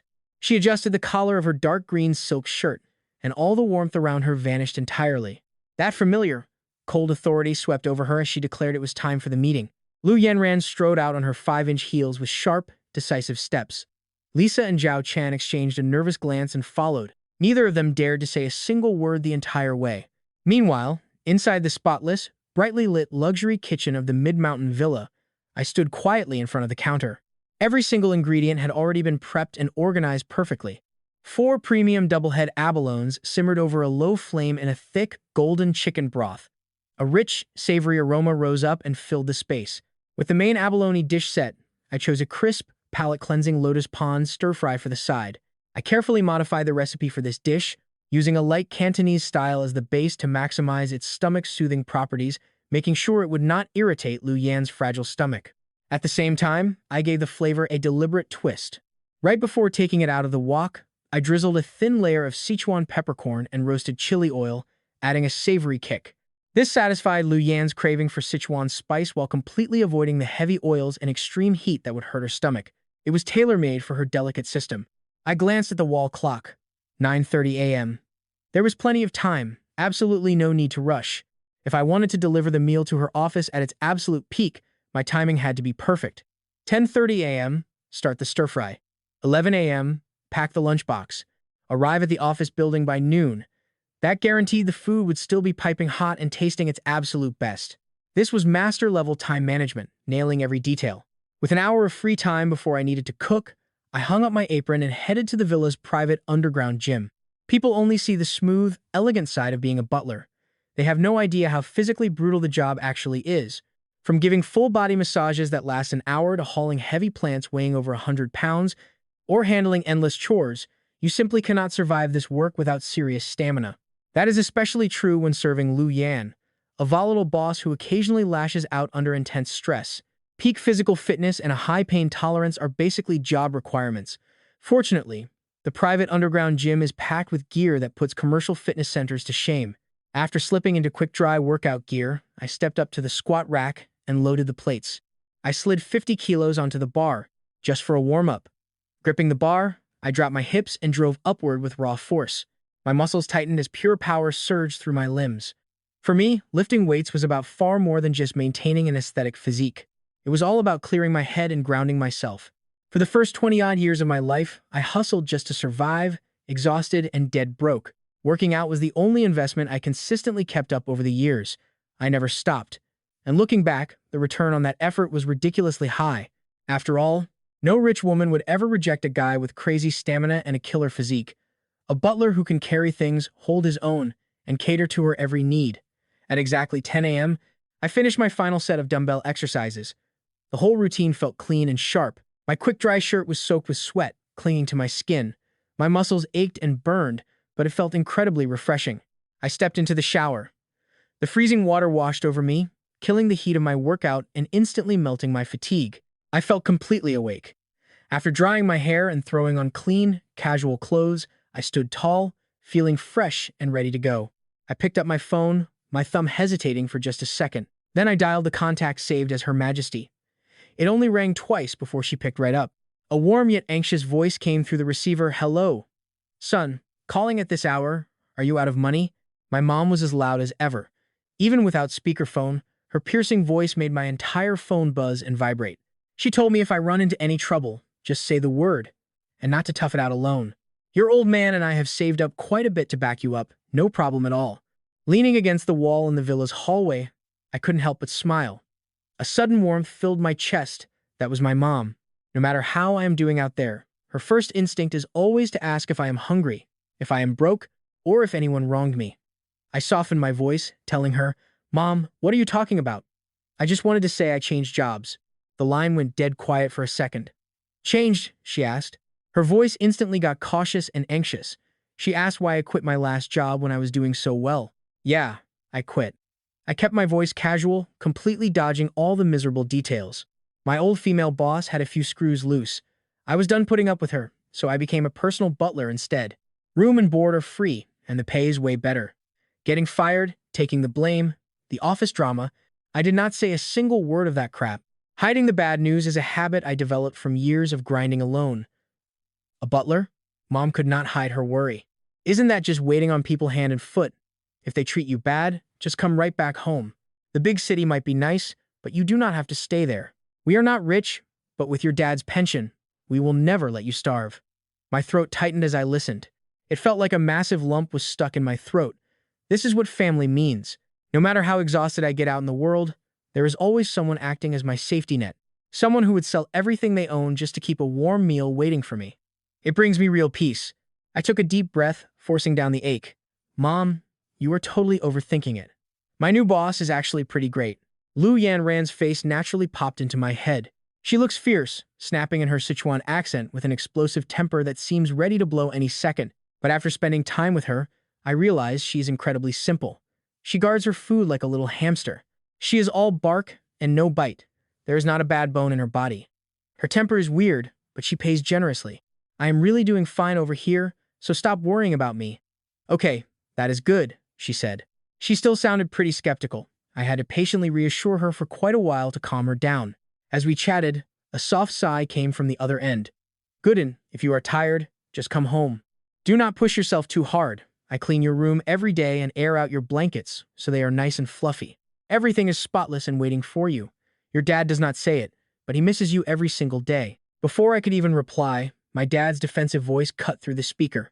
I do not miss him. Stop talking nonsense, he muttered. Then came a rustling sound as my mom covered the phone. The two of them bickered in hushed voices. A few seconds later, my dad's calm voice came back on the line. Gooden, it is true. Dad misses you. I couldn't help but chuckle and let out a gentle sigh. Ever since graduating, I have just been grinding away in this massive city. I never made it big, and going home was tough because of the distance. Plus, my old job paid peanuts, demanded too much, and was just a stressful, exhausting grind. By the weekend, I was just too exhausted to move. I barely visited home, so I made a quiet promise to myself. From now on, I definitely need to make more time to go home and see my folks. I told my dad I missed them too, my voice turning earnest and serious. See, I signed a 3-year contract for this butler gig. Once those 3 years are up, I am moving back home to get a stable job and finally spend real time with you guys. Hearing that, my dad instantly perked up, his voice jumping an octave with excitement. He promised to set me up when I got back. He could not help in the city, but back home, everyone knew him. He claimed he knew all the local department heads. Finding me an easy, close-by job with light hours would be a piece of cake. His voice was brimming with hope as he excitedly started making all these plans. When the time comes, we can just kick back in the yard for a few drinks and go reservoir fishing on weekends. It would be free, easy, and way more comfortable than grinding in the city. I listened as he painted that peaceful picture. My mouth curled up into a smile. For once, I felt incredibly grounded. I smiled and told him that sounded perfect, promising to visit the very first chance I got. Just then, a scuffle broke out on the other end of the line, and my mom suddenly snatched the receiver to scold my dad in a low voice. She told him he should have just said he missed me, instead of hogging the phone to ramble on and on. Her tone softened as she gently reminded me to make sure I eat well over there. She told me to avoid takeout, go to sleep early, and to definitely let them know if I ran short on cash. I promised her I would. After telling them not to worry, we hung up, ending the call. I shoved my phone away and glanced up at the clock. It was 10:30 a.m., right on time to prep lunch. In the kitchen, the clay pot simmered, releasing a rich aroma. 4 double-headed abalones had soaked up the golden broth, looking incredibly appetizing. I fired up another wok on high heat to get a quick stir-fry going. Slices of fresh lotus root, crisp snow peas, and black fungus tossed rapidly in the pan until they were just cooked. Finally, I drizzled a spoonful of my secret Sichuan peppercorn and chili oil right over the top. It was crisp, refreshing, and had the perfect kick of numbing spice, guaranteed to cure even the absolute pickiest appetite. Lastly, I grabbed the handmade iced jelly I had been chilling in the fridge, drizzled it with slow-boiled brown sugar syrup, and threw on some crushed hawthorn, raisins, and peanuts. A refreshing palate-cleansing lunch was ready. Next up was packing and delivering. I walked over and swung open the cupboard. Inside was a cabinet packed with brand new bento boxes. The style was incredibly uniform, a pastel pink sea of Hello Kitty, My Melody, and Peppa Pig. Every cute design you could possibly think of was in there. One look and you knew it was Lu Yan. She probably bought them on a total whim, only to use them for 2 days before tossing them aside. I casually picked out a pink, double-layered heated bento box. The lid had cute 3D bunny ears on it. It even came with a matching chubby little bunny soup thermos. It was so ridiculously cute I had to laugh. They say men stay boys forever, and women stay 18 until they die. That saying really is true. After carefully plating the golden broth abalone and the lotus pond stir-fry, I grabbed the bento and left the kitchen. I rode the elevator straight down to the underground garage, the motion sensor lights flickering on one by one. Looking around, the garage was absolutely packed with luxury cars, a massive sea of Ferraris, Lamborghinis, and Porsches, McLarens, Bugattis, Koenigseggs, Paganis, and Aston Martins. Basically, every top-tier supercar you could imagine was parked here. Nestled right in the middle were a few pink sedans oozing girly charm. I scanned the space, remembering I was carrying hot soup. Those hypercars with their stiff chassis and rigid suspensions were an immediate pass.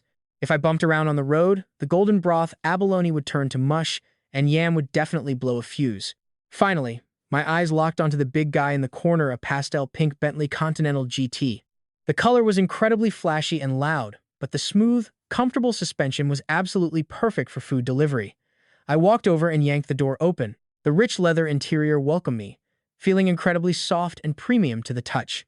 After adjusting the seat and mirrors, I securely buckled the pink bunny bento into the passenger seat before firing up the engine. The W12 let out a deep, resonant roar. The car glided right out of the villa gates.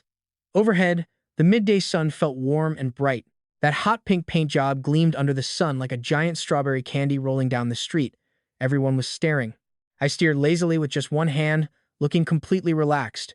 My window was rolled halfway down to let the crisp autumn breeze chase away the heat.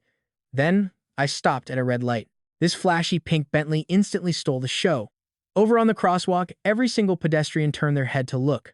Most people probably figured the driver was some wealthy heiress or a pampered trophy wife. But the moment they squinted through the glass and saw me sitting in the driver's seat, they froze. I was wearing simple, casual clothes, my side profile looking sharp, aloof, and stoic. Calm, steady eyes, with one arm resting on the wheel, showing off a muscular, well-defined forearm. My natural masculine aura clashed hard with the car's cute pastel pink vibe. It was a total study in contrasts. A few girls on the sidewalk couldn't help but whip out their phones. Man, this guy is way too handsome. A stoic hunk driving a pink Bentley, the visual gap is off the charts. Quick, post it online and find his socials. What kind of god-tier visuals are these? Just then, the light turned green. I tapped the gas, and the Bentley glided forward, effortlessly leaving the staring crowd and photo-snapping pedestrians eating my dust. The pink Bentley rolled smoothly over the asphalt, finally coming to a stop right outside the grand revolving doors of the Chianu Media Tower. I pushed the door open, swinging a long, straight leg out first. The sharply tailored pants made my legs look incredibly long and lean. I stood up, towering straight as a pine tree. My posture was perfectly upright and confident. I casually slipped a hand into my pocket while the other carried a ridiculously cute pink bunny thermos. My expression was cool and aloof, paired with a completely relaxed, calm vibe. But carrying that incredibly girly pastel pink lunchbox dialed the visual contrast right up to 11. It was an absolute head-turner. Near the entrance, the security guard stepped up to open the door for me, but suddenly froze in his tracks. His eyes went wide, completely dumbfounded on the spot. Ignoring all the stares coming my way, I stayed completely calm and relaxed. I pulled out my phone and dialed Lu Yan's private number. As soon as the call connected, a hushed, incredibly quiet voice came through the speaker, whispering like a thief sneaking around. I answered calmly, "Hello, I'm President Lu's personal butler. I'm here to drop off her lunch." I stated my purpose clearly. On the other end, the girl gasped, calling out my name, Mr. Li. Her voice mixed shock with panic, instantly turning very respectful. She introduced herself as President Lu's assistant, Chen Xianqin. She said President Lu had specifically told her to have me wait right there, and she would come down in a second. Less than 5 minutes after we hung up, a girl with a baby face rushed out of the elevator lobby. She wore thick black-rimmed glasses, looking completely flustered and breathing a little heavily. Chen Xianqin's eyes darted around before instantly locking onto me in the center of the lobby. I stood out way too much. Even without that incredibly contrasting pink bunny lunchbox, my aloof, melancholic, and sharply contoured face was way more striking than the top idol trainees the company was currently pushing. I was an absolute head-turner. Every employee walking by couldn't help but steal a glance. Chen Xianqin jogged over, panting slightly, and thanked me for making the trip. She hurriedly pushed up her glasses, her posture respectful yet stiff as she introduced herself. She explained that President Lu was still stuck in a meeting, so she would take me upstairs to wait. I nodded politely, the corners of my mouth lifting into a perfectly measured, gentle smile. The two of us stepped into the CEO's private elevator. As we slowly ascended, the quiet inside was absolutely deafening. Chen Xianqin silently shrank into the corner of the elevator, not daring to make a sound, though her eyes kept drifting toward the thermos in my hand. It was the exact same pastel pink, the same cute bunny design. A matching set with the lunchbox President Lu had brought to work this morning. They were definitely a matching pair. Finally, I broke the silence, asking how President Lu's mood was today. I suddenly spoke up, calmly breaking the silence inside the elevator. As a professional butler, reading my employer's mood and knowing how to handle any situation is just basic duty. Chen Xian's body gave a violent little jerk, her face instantly filled with bitterness, looking like tragedy was written on her forehead. Things were bad, very, very bad. Last week's core data had a massive error, and the entire PR department is just passing the buck and pointing fingers. They are just half-assing it. President Lu blew her top and smashed a teacup. Her anger is absolutely terrifying. The conference room is silent. Everyone is quiet as a mouse. Nobody even dares to breathe too loudly. Make a single sound and you are dead meat. Hearing this, my brow furrowed slightly. Smashing cups, huh? That is a classic sign of excessive liver fire. I just spent 2 whole days helping nurse her stomach, regulating her sleep schedule, and improving her digestion and complexion with a simple, light diet. This fit of explosive rage will cause her liver qi to attack her stomach, completely ruining all my hard work. That pumpkin millet porridge I spent all morning slow cooking was basically made for nothing. Lu Yan, this woman is seriously trashing my hard work. Ding. The elevator arrives smoothly at the top floor executive suite. As the doors slowly slid open, a thick, suffocating wave of low air pressure hit my face, instantly enveloping me. The entire top floor was terrifyingly quiet. You could hear a pin drop. All the employees were walking on tiptoes, typing softly on their keyboards, and even deliberately holding their breath. They were terrified that even the slightest noise would provoke the wrath of President Lu, bringing fire down upon their heads from the distant conference room. Lu Yan's piercing, booming Sichuan accented shouts echoed continuously. Her voice was full of vigor and absolute authority. This proposal is full of holes. The data is a half-assed joke. Take it back and redo the whole thing. If you dare try to fool me with this kind of garbage again, pack up your desks. Get the hell out. Judging by the sheer volume of her voice, her temper is flaring and her aura is fierce. But being this hot-headed is terrible for her health, I silently noted. Mr. Li, please go wait in the CEO's office for a moment. Chen Xian cautiously led me to the mahogany office doors, lowering her voice to repeatedly warn me, her tone filled with dread. I have to stay on standby outside the conference room. President Lu might need documents or water any second, so I must stay on call. Please, whatever you do, don't wander around and don't touch anything. Right now, President Lu is a highly combustible powder keg. The slightest spark will set her off. It is too dangerous. Got it, go do your thing. I nodded faintly, not daring to linger for even a single second. Chen Shan quickly hurried away. I reached out and pushed open the heavy mahogany doors, stepping into the spacious, luxurious CEO's office. The room was expansive, with exquisite and lavish decor. The massive floor-to-ceiling windows faced the heart of the city's CBD, offering an unobstructed view of the bustling skyline. The view was spectacular, but the first thing I noticed when I walked in wasn't the expensive ornaments in the room or the gorgeous city view outside. Instead, my eyes locked precisely onto the corner of the office and the few potted plants on the windowsill. The large money tree in the corner had massive, yellowing leaves curling at the edges. Its branches were tangled and overcrowded, covered in dust and drooping weakly. Completely malnourished, it looked on the verge of withering away. The succulents on the windowsill were even more pathetic. They were severely etiolated, with thin, spindly stems twisting awkwardly like bean sprouts. Absolutely no life or beauty to them. Even though the entire office was luxurious and high-end, these few dead, dreary plants filled the room with an oppressive, gloomy atmosphere. It was completely devoid of vitality. As the feng shui saying goes, when the wealth corner sees rot, fortune is blocked and energy decays. For a business leader like Liu Yan, who is deeply entrenched in the corporate world and highly values luck and energy, this was an absolute taboo. More importantly, spending long hours in such a dull, oppressive environment makes a person irritable and emotionally congested. This would only worsen her chronic anorexia and insomnia, doing far more harm than good. I gently set the pink bunny bento box down on the coffee table, casually rolling up my sleeves to reveal my lean, muscular forearms. Since I am already here, I might as well tidy this up for her. I walked over to the money tree.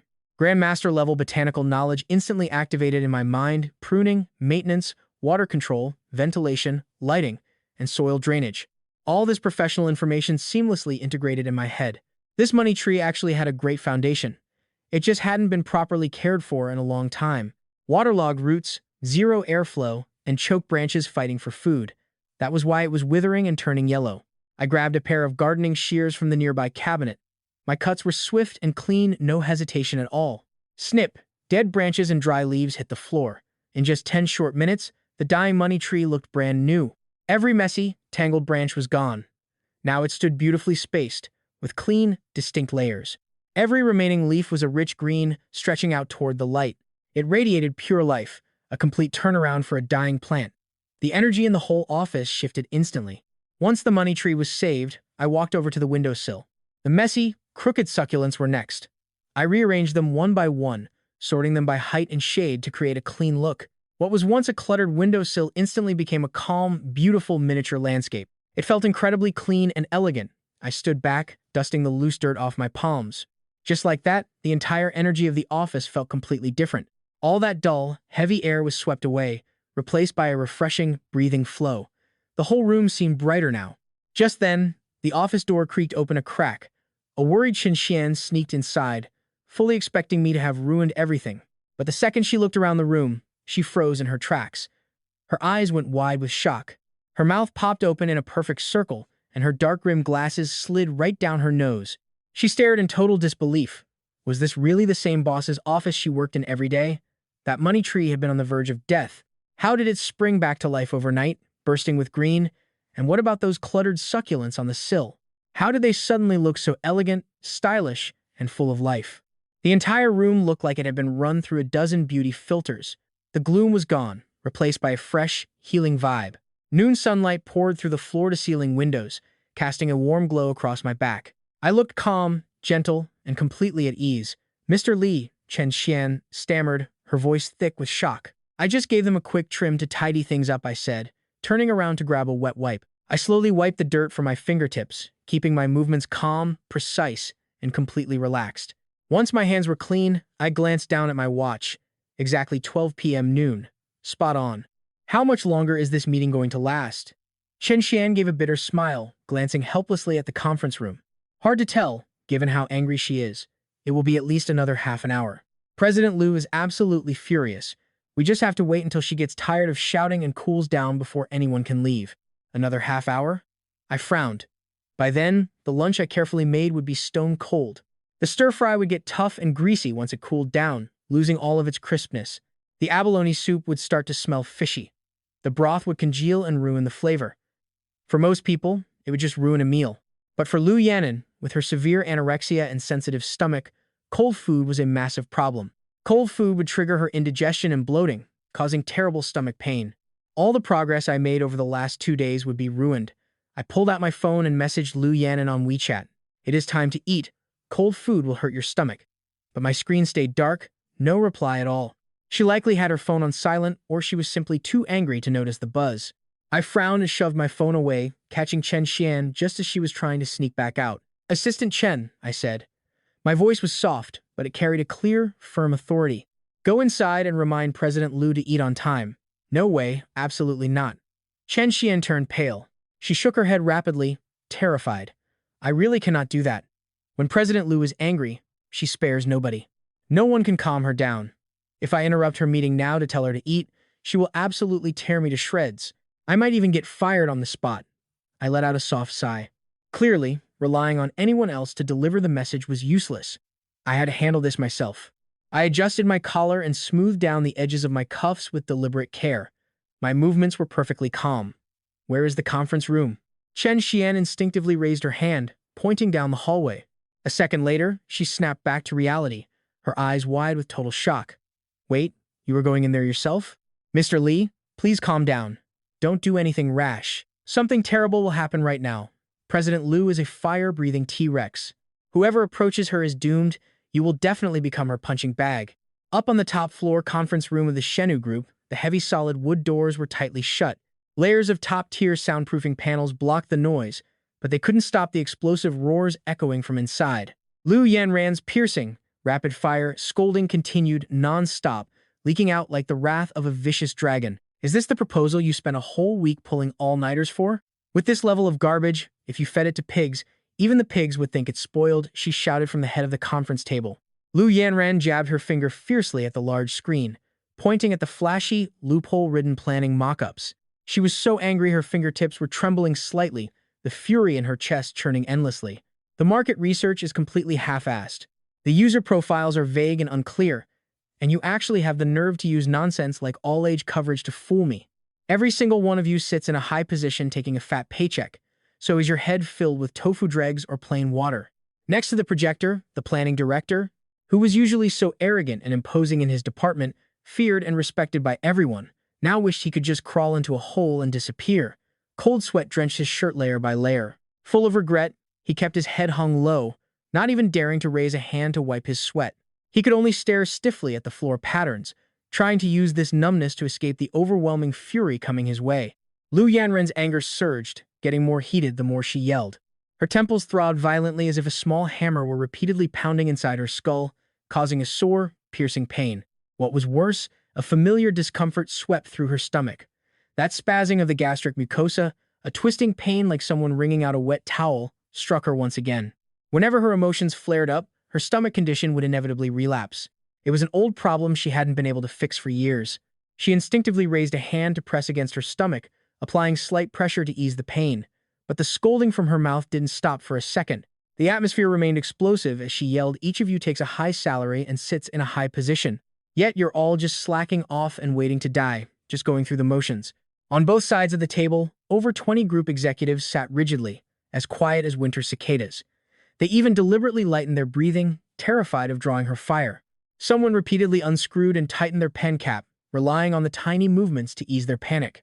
Another executive stared intently at the mineral water bottle in front of them, eyes glazed over, forcing themselves to look calm. Some were even silently reciting scriptures in their heads, humbly praying that this massive fire wouldn't burn them. The scene of President Lu in a rage was feared by everyone in the company. Lisa, sitting to Lu Yanran's left, calmly gripped the fountain pen in her hand. Her expression was indifferent as she looked at the trembling planning director. She felt absolutely no sympathy for him. She only felt frustration that the company had invested so much money, wasting manpower and resources, only to be handed such a half-assed final product. He completely deserved to be yelled at.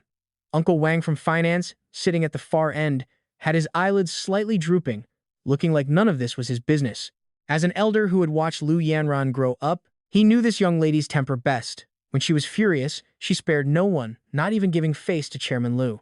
Only Madame Lu could barely talk her down. As long as it didn't touch on core financial risks, he firmly kept his mouth shut. "I think your planning department is completely rotten from top to bottom." Lu Yanran couldn't suppress the anger in her heart and was just about to continue her interrogation.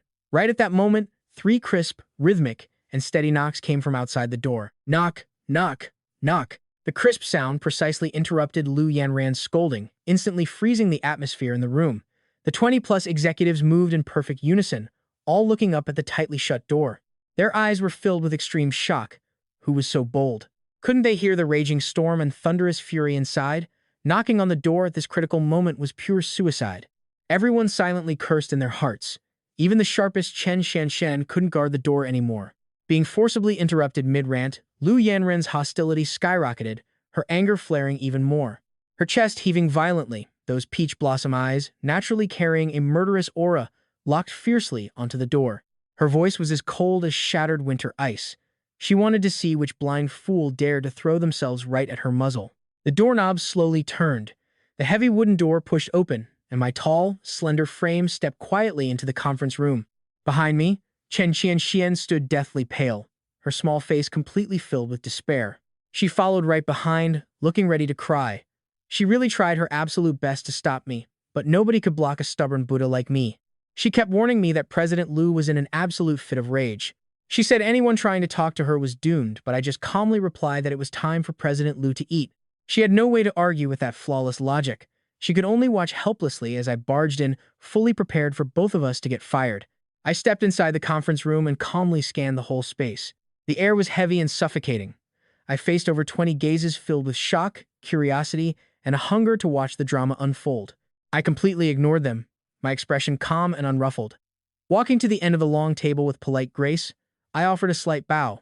Apologies for interrupting your meeting, my voice remained completely gentle and steady. Without the slightest hint of panic or embarrassment, my cool composure felt completely natural.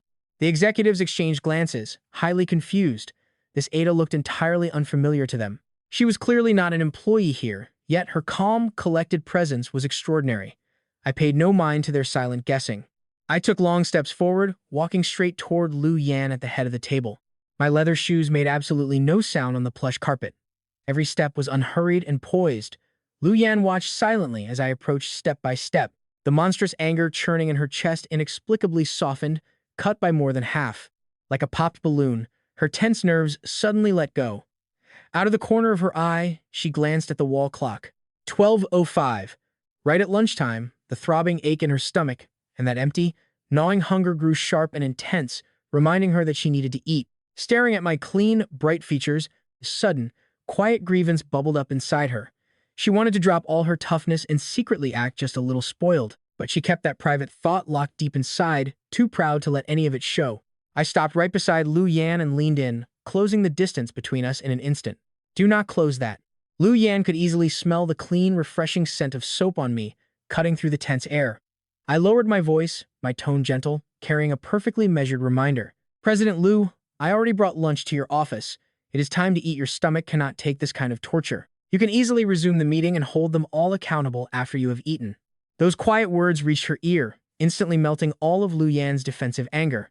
Her heartbeat suddenly jumped a couple of beats. A warm wave spread deep inside her chest, and her tight muscles finally softened a bit.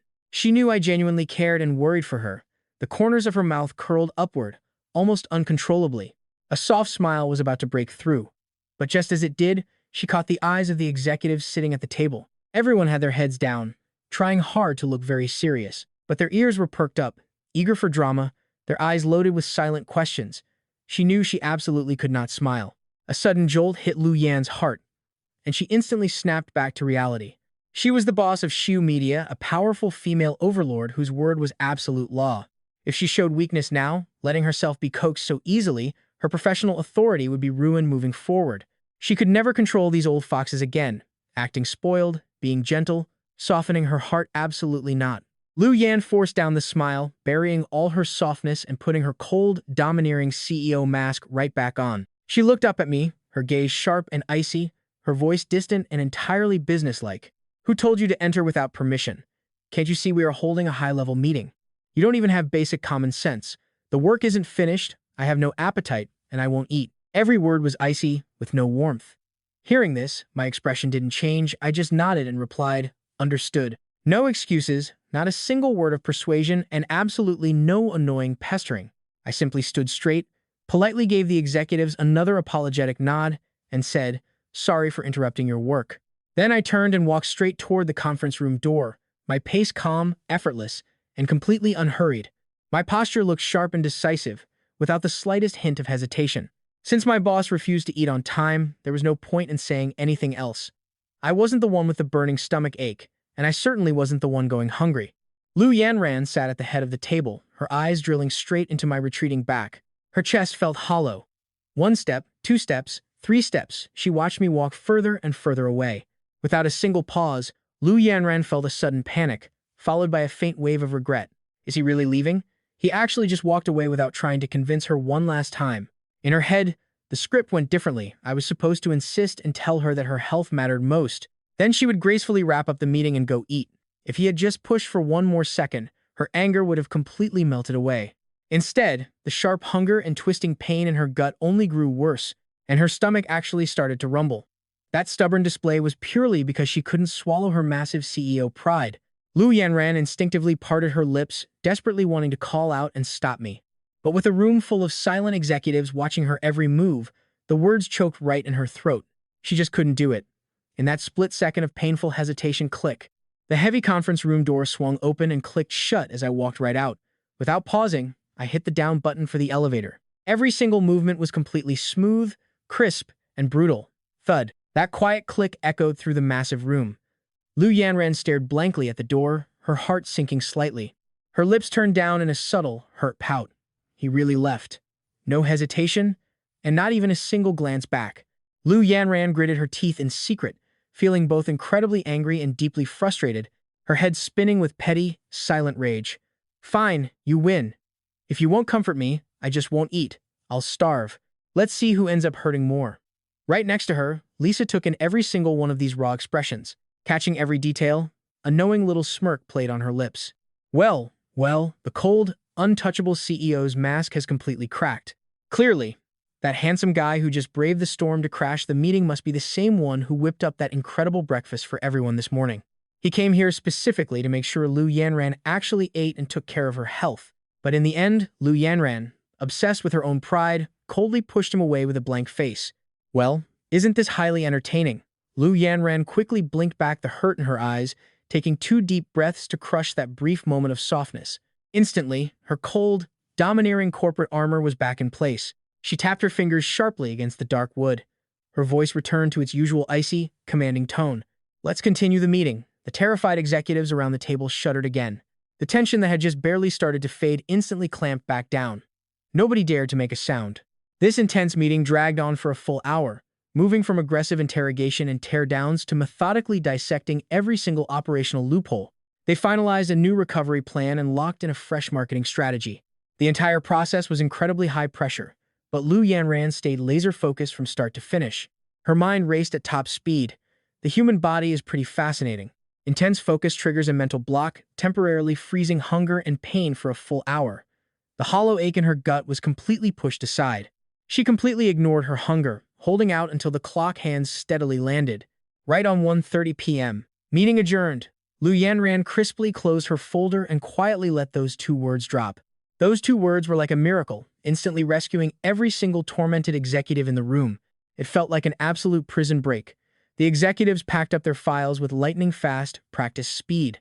In less than 30 seconds, the massive conference room was completely abandoned. They practically bolted, terrified that staying 1 second too long would mean another round of Lu Yanran's fury. Lu Yanran slowly stood up, her hands smoothing down her pristine white suit jacket.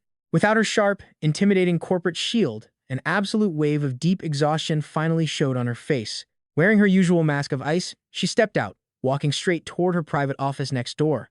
Chen Xian followed right behind her, clutching a heavy stack of paperwork and matching her step for step. She held her breath the entire way, barely daring to make a sound.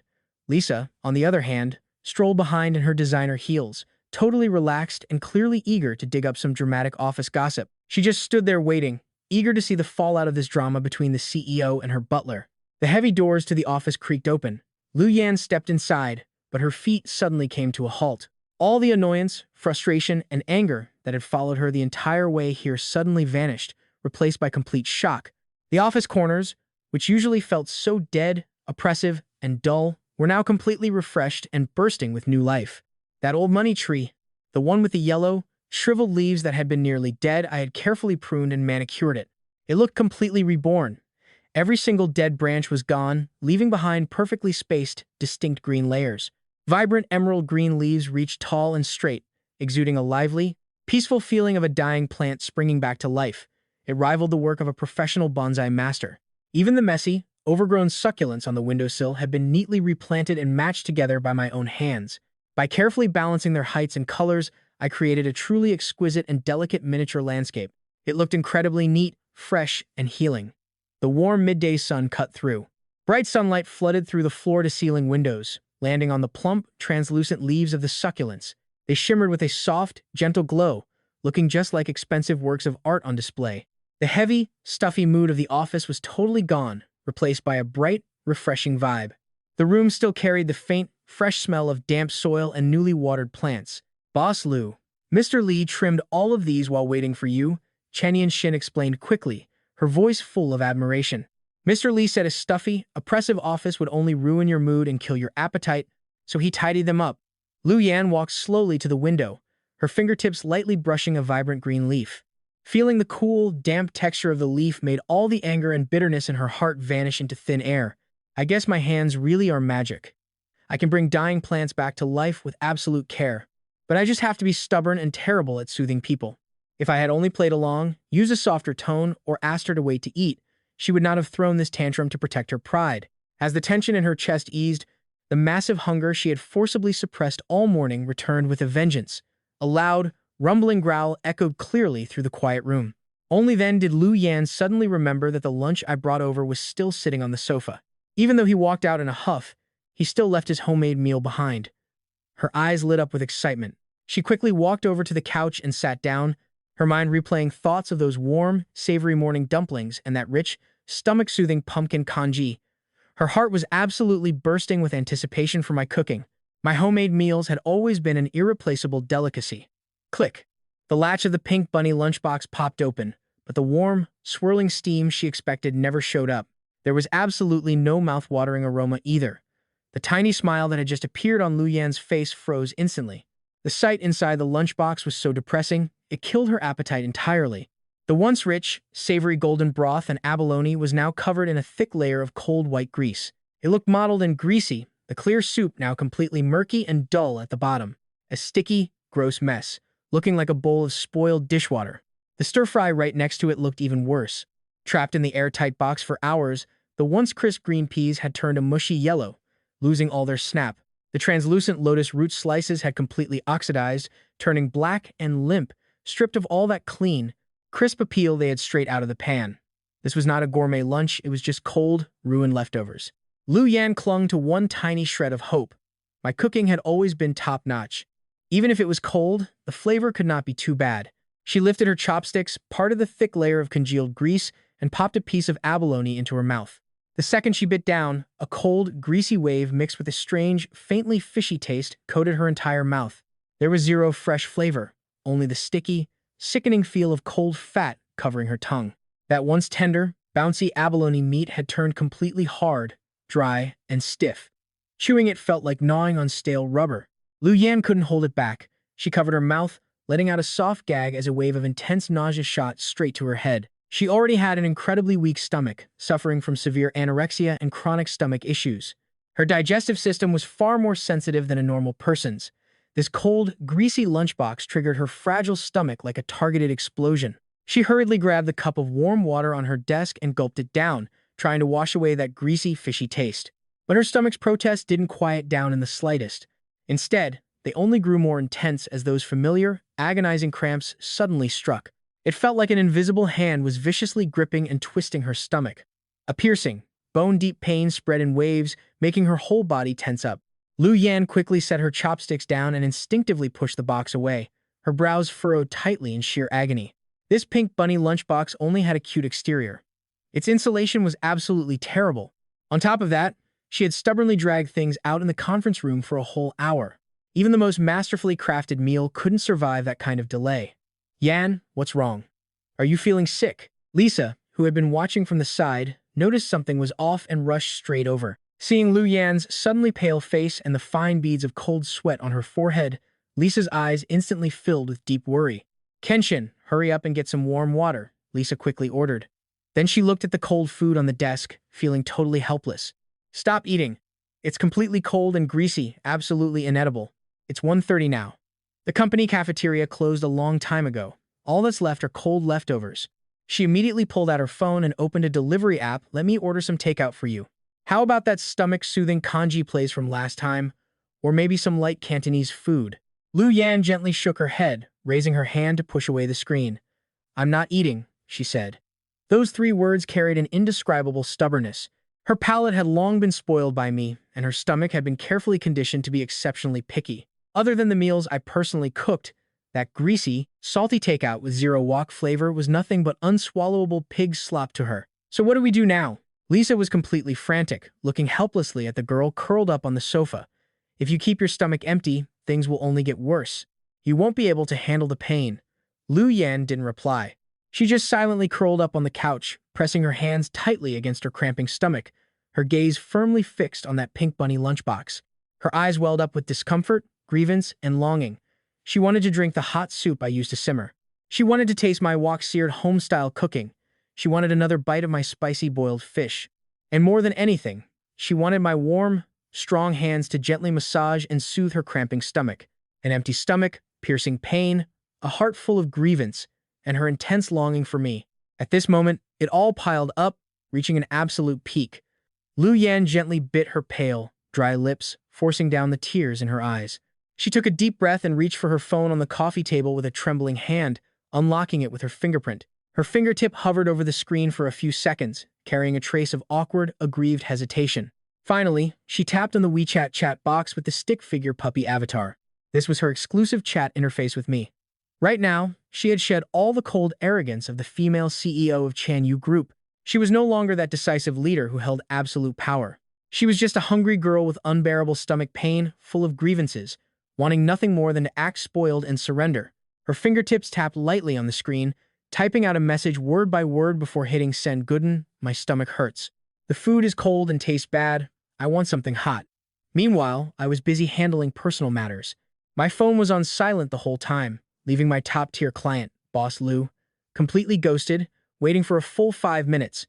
No one knew that in those 5 short minutes, Lu Yan's mind had already directed an entire 80-episode tragic melodrama. Rewind the clock by 2 minutes. Lu Yan had sent me a WeChat message with an extremely vague demand. I want something hot. 0 clear instructions, relying entirely on my intuition. And I didn't reply. That instantly shattered Boss Lu's mental state.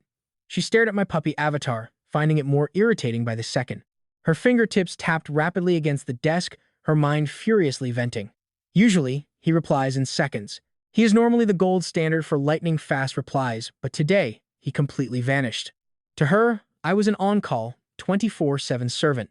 Daring to ignore a client was completely unacceptable. She scrambled for an excuse. He is probably driving. He hasn't seen his phone. She forced herself to give me the benefit of doubt. A petty mental threat even crossed her mind. If he does not reply soon, his bonus is gone.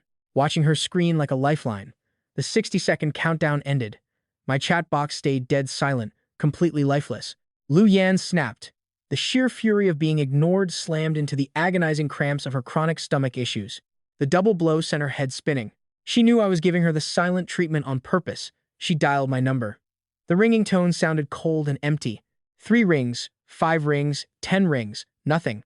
Anyone who knows me knows I never let a phone ring more than 3 times. I am a professional through and through. I never drag my feet. Right then, Lu Yan completely lost her grip. Dark, terrifying thoughts flooded her mind. It all boiled down to one terrifying truth: I was leaving. She immediately replayed everything in her head. Back in the meeting room, she had power-tripped hard, publicly throwing me out in front of everyone. Her words had been brutal. Her ears rang with my old warning: I am a butler, not your slave. If you cannot show some respect, I can walk away from this cash at any second. She finally got it. I had a backbone and a temper, and I would actually quit on the spot. Her composure shattered completely. Her phone slipped from her hand, bounced off the armrest, and hit the carpet. She did not even try to grab it. She collapsed into her chair as if her bones had turned to liquid. Her stomach cramps did not even matter anymore. The real monster was the panic. This terrifying wave of abandonment crushed her, leaving her furious and utterly terrified. She cursed my name, calling me fragile and petty for running away from $1 million gig over a few harsh words. But as she kept yelling, her eyes welled up. Her mind began to count exactly why I was irreplaceable. There would be no more custom spicy fish dinners, no one to massage away her brutal stress, no one to press her acupressure points or handle her daily chores. She would be stuck eating cold, tasteless nutrition shakes, battling insomnia, and pulling painful all-nighters. Her standard of living was about to tank. She could not accept that, not for a second. Even so, her stubborn pride refused to break. I have money. What kind of butler can I not buy? But her tears were already overflowing, blurring her vision. Standing nearby, her assistant Lisa watched the entire dramatic meltdown unfold from start to finish. Furious rage turned to panic, then to total collapse in just minutes. Her carefully built image as a ruthless, decisive CEO shattered. Lisa saw right through the drama to the core issue. This was a classic case of love sickness. No normal medicine could cure this. Only I, her personal antidote, could save her now. She stopped Chen Qian from stepping in to offer comfort, dragging him straight out of the executive office. Outsiders would only make this mess worse. I was the only one who could fix this. The heavy doors clicked shut. Dead silence fell over the office. Lost in her massive desk chair, Lu Yan curled into a tight, trembling ball. With all her armor stripped away, tears dripped onto her pants. The cold, untouchable boss was completely broken. Guden, was I wrong? Her shaky, sobbing voice sounded completely helpless, a world away from her usual arrogant self. If any company executives saw her now, they would have been absolutely stunned. Still crying, she kept playing a tragic drama inside her head. I had blocked her, packed my bags overnight, and jumped ship to serve some other wealthy woman who replaced her completely. The more she pictured it, the more painful it felt. The more she obsessed over it, the harder she fell apart. Bastard. Men are all jerks. Finally, she stopped crying and began negotiating with herself, making desperate mental promises to me. If he just comes back, I won't yell. I won't cut his pay. I will even give him a massive raise and let him have his way. Right as she was sobbing her eyes out and her inner panic peaked click, I gently pushed the office door open. Lu Yan flinched. She buried her face in her arms, desperate to hide her ruined face, and yelled through heavy, wet tears. Get out! Nobody come in. Just leave me alone. Too bad for her. I completely ignored the command. My steady footsteps crossed the carpet as the clean, familiar scent of my soap filled the room. A second later, a warm touch pressed against her freezing cheek. My voice rang out, carrying a soft tease. I think I just heard someone talking trash about me behind my back. Up on the top floor of Chianu Media, Lisa dragged the gossip-loving Chen Xian right around the corner, instantly putting an end to her little stakeout. Chen Xian still wanted to turn back and watch the drama unfold, but Lisa snapped her head forward. Stop looking, Lisa muttered, leaning against the wall. Spectating won't solve the core issue here. She looked full of workplace wisdom. Boss Lu has a textbook case of lovesickness, and the only cure is Gooden. Any other HR fix is just a useless loop, Chen Xian muttered with a look of disbelief. Boss Lu completely broke down just now. She didn't even make any threats, she just cried the whole time. Lisa popped 2 mints to calm her nerves, worrying about how to find me. Then ding. The elevator chimed. Both women turned their heads in sync, staring dead at the elevator doors. The elevator doors slid open. I walked out in casual clothes, radiating a zen-like calmness, carrying a red insulated lunchbox in my hand. It was the critical tool for my emergency after-sales service. Chen Xian's eyes widened in shock, almost letting out a scream.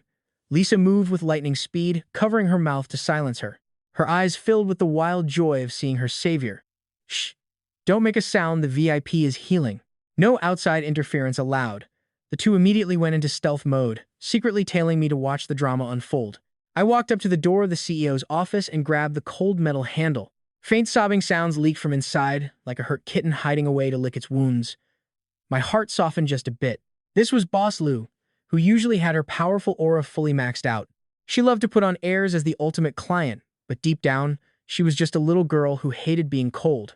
Now, her whole mindset had completely collapsed. Let's see if you act so stubborn next time. Click. I pushed the door open and walked in, shutting out the noise behind me.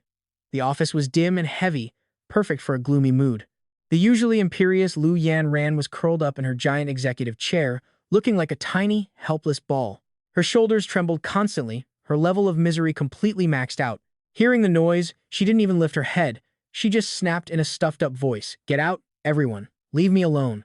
She talked a big game, but she couldn't hide the raw weakness and pain in her voice. I stood my ground, stepping softly across the carpet as I approached.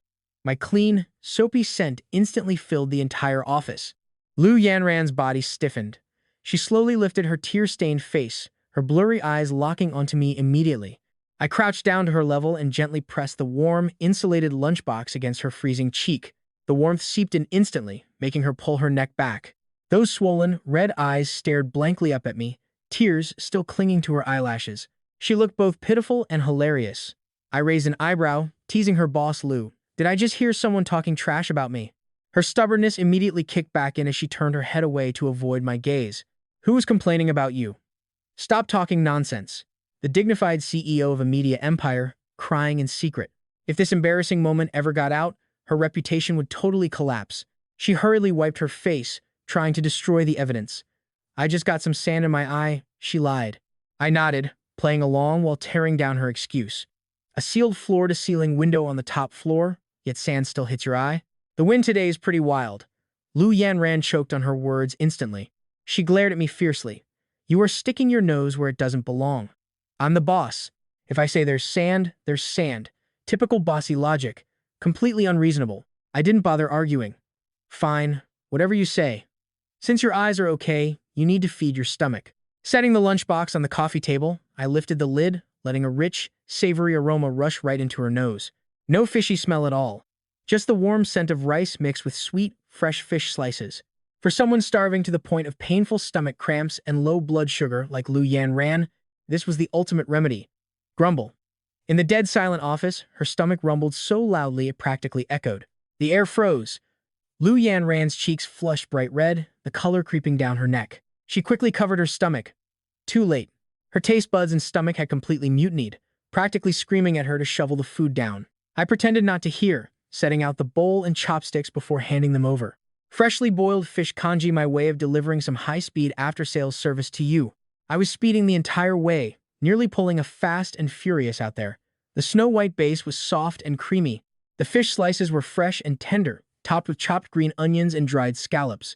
Both presentation and taste were top-notch. Lu Yanran swallowed hard. Her nausea wiped clean. She picked up the spoon, still desperately trying to save face. You are the one forcing me to eat this, she muttered. I was not hungry at all, but since you ran all the way here to deliver this, I will reluctantly take a bite. The moment those words left her mouth, she scooped up a massive spoonful and shoved it in. It was so hot, she hissed, drawing in sharp breaths, but she could not bear to spit out even a single bite. The congee melted in her mouth, the fish slices tender and bouncy. A warm hint of ginger slid down, completely coating her stomach. Her cramping stomach was instantly soothed, and her low blood sugar panic completely vanished. Full health restored. The relief was an absolute win. She completely threw away her image, her spoon flying as she maxed out her speed.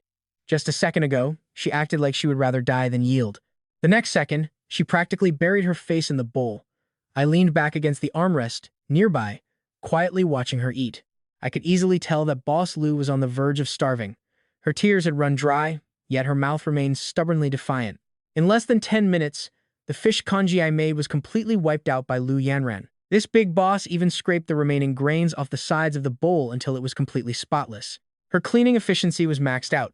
She elegantly wiped her mouth, her entire body radiating the relaxed warmth of a carb-heavy full stomach. Health fully restored. Her IQ rapidly returned to its baseline. The gloomy, broken-down vibe from earlier had faded significantly. But this debt of skipping work and going missing? She clearly intended to settle that debt to the bitter end.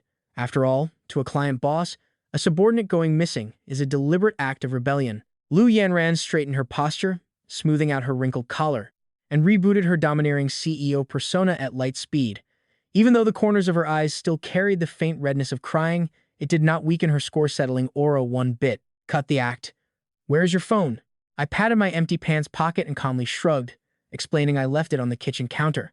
I was rushing back to give you your after-sales service, pulling extreme maneuvers the whole way. I just grabbed the lunchbox and bolted, completely forgetting my phone on the counter. The explanation was logically flawless and airtight, but an angry woman never cares about logic. Lu Yanran let out a cold sneer, instantly activating her unreasonable mode. Who even goes out without a phone nowadays? Who are you trying to fool? Let's be honest, you ignored my messages on purpose. You just do not want to talk to me anymore, do you? She sounded increasingly aggrieved. She stood straight up, hands on hips, her long red fingernail pointing just 2 centimeters from my nose. Her aura was absolutely dominating. She looked fierce, yet inexplicably cute and naive. I already told you my stomach was killing me, yet you dared to leave me on read and ignore my calls. I watched the woman baring her fangs and claws in front of me, complaining silently in my head. Just a minute ago, she was crying, weak and helpless. Now she is transformed into a domineering boss lady. She switches modes effortlessly. Boss Lou, let us talk some workplace logic here. I calmly laid out the facts of the timeline. At 12 Aviv, you kicked me out of the conference room. Then a 40-minute round trip to the villa, cooking and packing the shark fin porridge. The whole process was compressed to the absolute limit. I was racing against the clock the entire time, without even a second to slack off or use the bathroom. Where would I find the time to check my phone? I am not listening. Lu Yanran turned her head and crossed her arms, her sundar traits on full display. Not replying to my messages is an established fact. It is a severe dereliction of duty. A personal butler must be online 24/7. That is the most basic professional requirement. She raised her chin, looking down at me in a textbook display of bossy arrogance. I'm going to issue a workplace punishment. I raised an eyebrow in absolute amazement. This woman really knows how to push her luck. She just finished crying, and now she is turning right back around to boss me around. But hey, the person paying the bills is the boss. She just had a complete meltdown, so I should probably humor her. I took a step back and started cleaning up. I calmly compromised while packing up the utensils.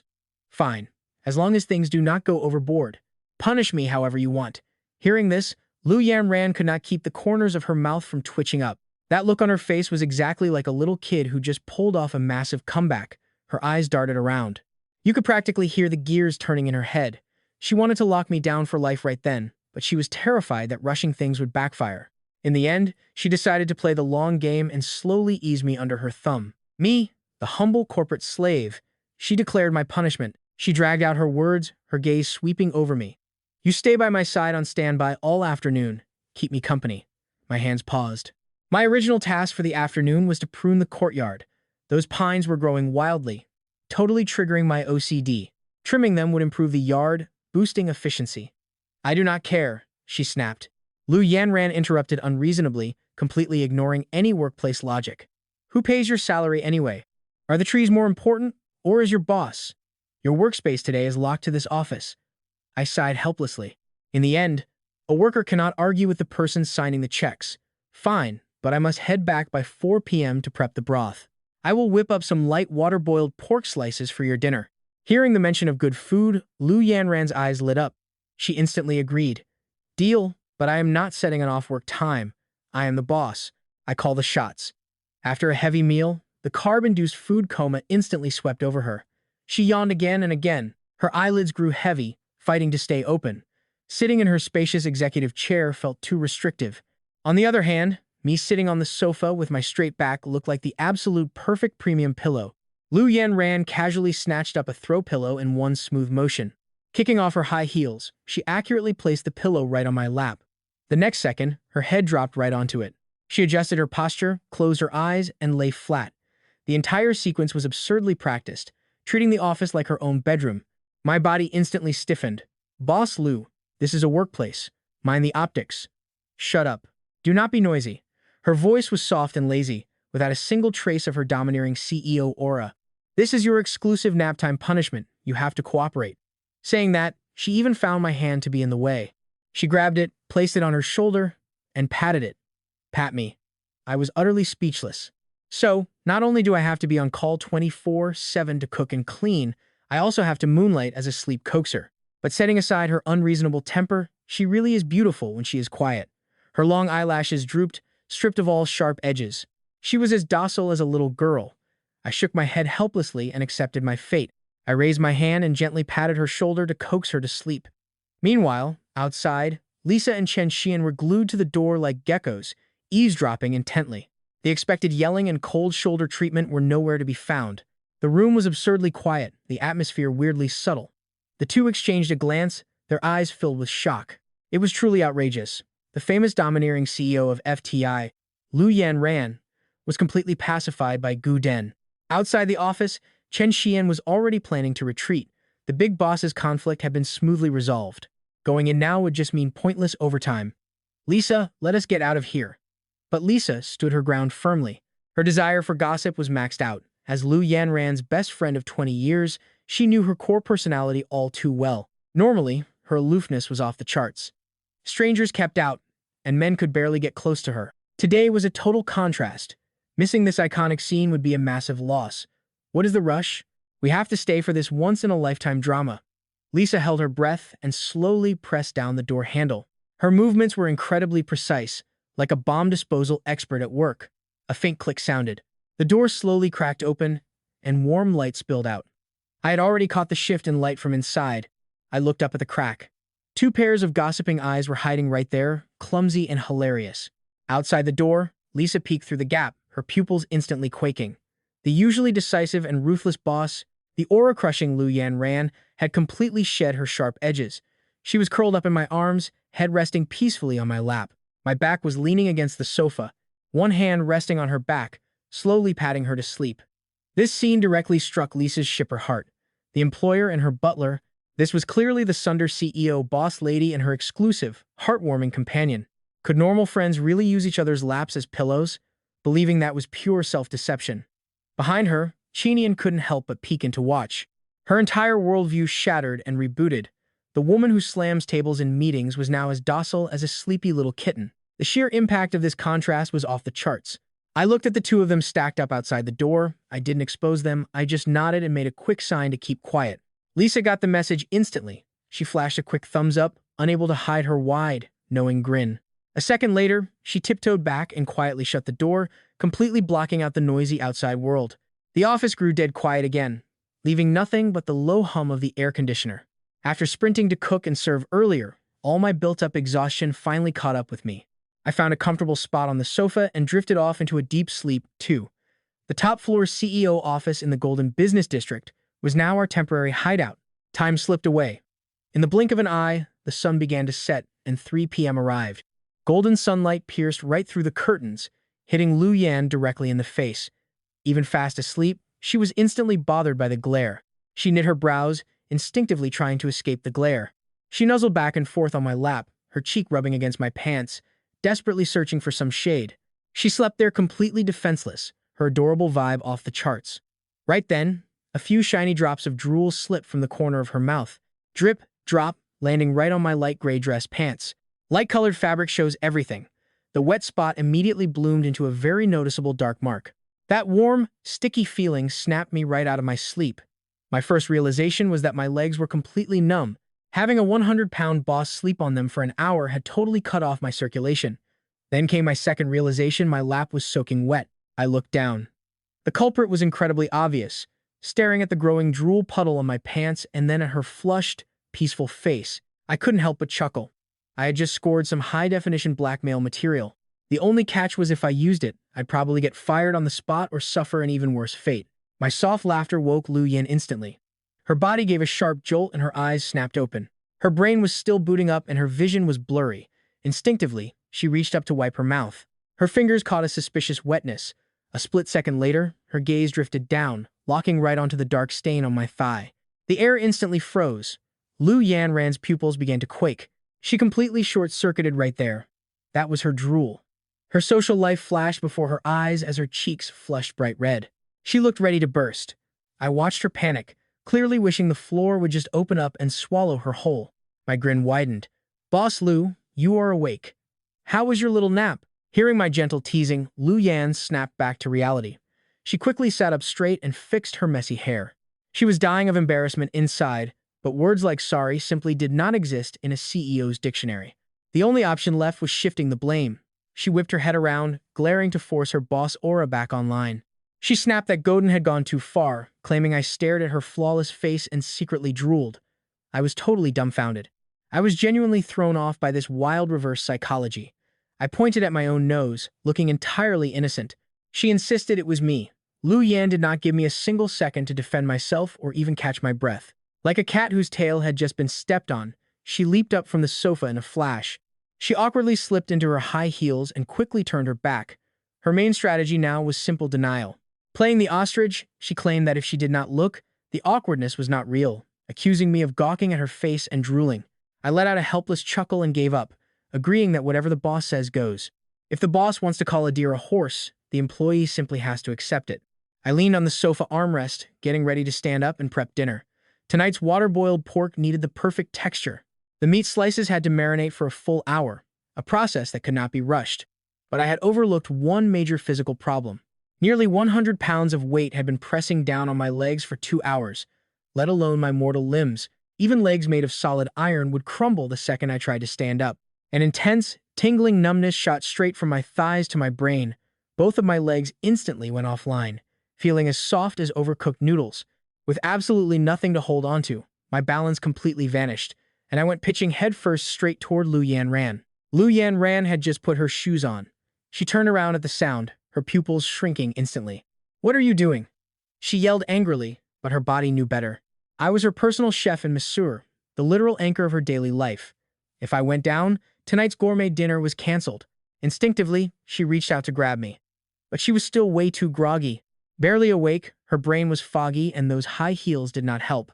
Her footing completely failed, and she slipped right on the carpet. That classic hero saving the damsel moment instantly crashed and burned. Gravity took over completely. We both tumbled to the floor, crashing hard against the carpet with a heavy thud. You would think this was romantic, me on top, her on the bottom. But the angle was so incredibly awkward, I was straining not to crush her. Desperate for support, I reached out blindly. In the absolute panic, my right hand landed with perfect accuracy. Warm, soft, and springy. Wow, that texture was unreal. Like perfectly kneaded, all-natural dough with zero additives. The room instantly went ice cold. The only sound left was the quiet hum of the air conditioner. I froze completely. My brain went totally blank and just short-circuited. Looking down slowly, my mind completely shattered. My palm was pressed flat against the soft curve of her shirt. The impact pressed deep. I could actually feel her heart racing. Lu Yanran was frozen in utter shock, too, with her hands still frozen in midair from trying to grab me. Her eyes were wide with pure disbelief. This absolute idiot, where does he think he is putting his hands? Time completely stood still. The tension was off the charts.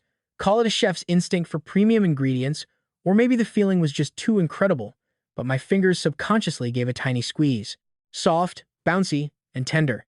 The feedback was pure God tier. A second later, Lu Yanran completely lost her mind. Blood rushed straight to her face, her cheeks instantly turning redder than a boiled lobster. Shame, anger, panic, and a weird little flutter mixed in her chest. Then, a deafening scream blasted right in my ear. Survival instincts kicked into high gear, totally ignoring the pins and needles biting my legs like a swarm of angry ants. I launched myself backward like a rocket, scrambling to a safe zone 2 meters away. I threw my hands up in total surrender, keeping my expression completely pure and righteous, totally innocent. Total misunderstanding, Boss Lu. It was an absolute accident, I swear. Lu Yanran scrambled to her feet in a panic, her shirt collar slightly open, revealing a hint of skin. A Category 10 tsunami was raging in her mind, screaming that her innocence was gone. He definitely did that on purpose. He even squeezed me. I am so incredibly mad, I seriously want to chop off his hands. But she instantly vetoed the idea. If she chopped them off, who would cook for her? Who would give her massages? Lu Yanran shook her head violently to force her brain back online. No, this was blatant workplace insubordination. Complete harassment. Taking a deep breath to settle her racing heart, she glared right up at me with fierce eyes. A misunderstanding, you better explain yourself right now. Why did your hand land in that exact spot? And what was the point of that little squeeze? Did you think it felt really damn amazing?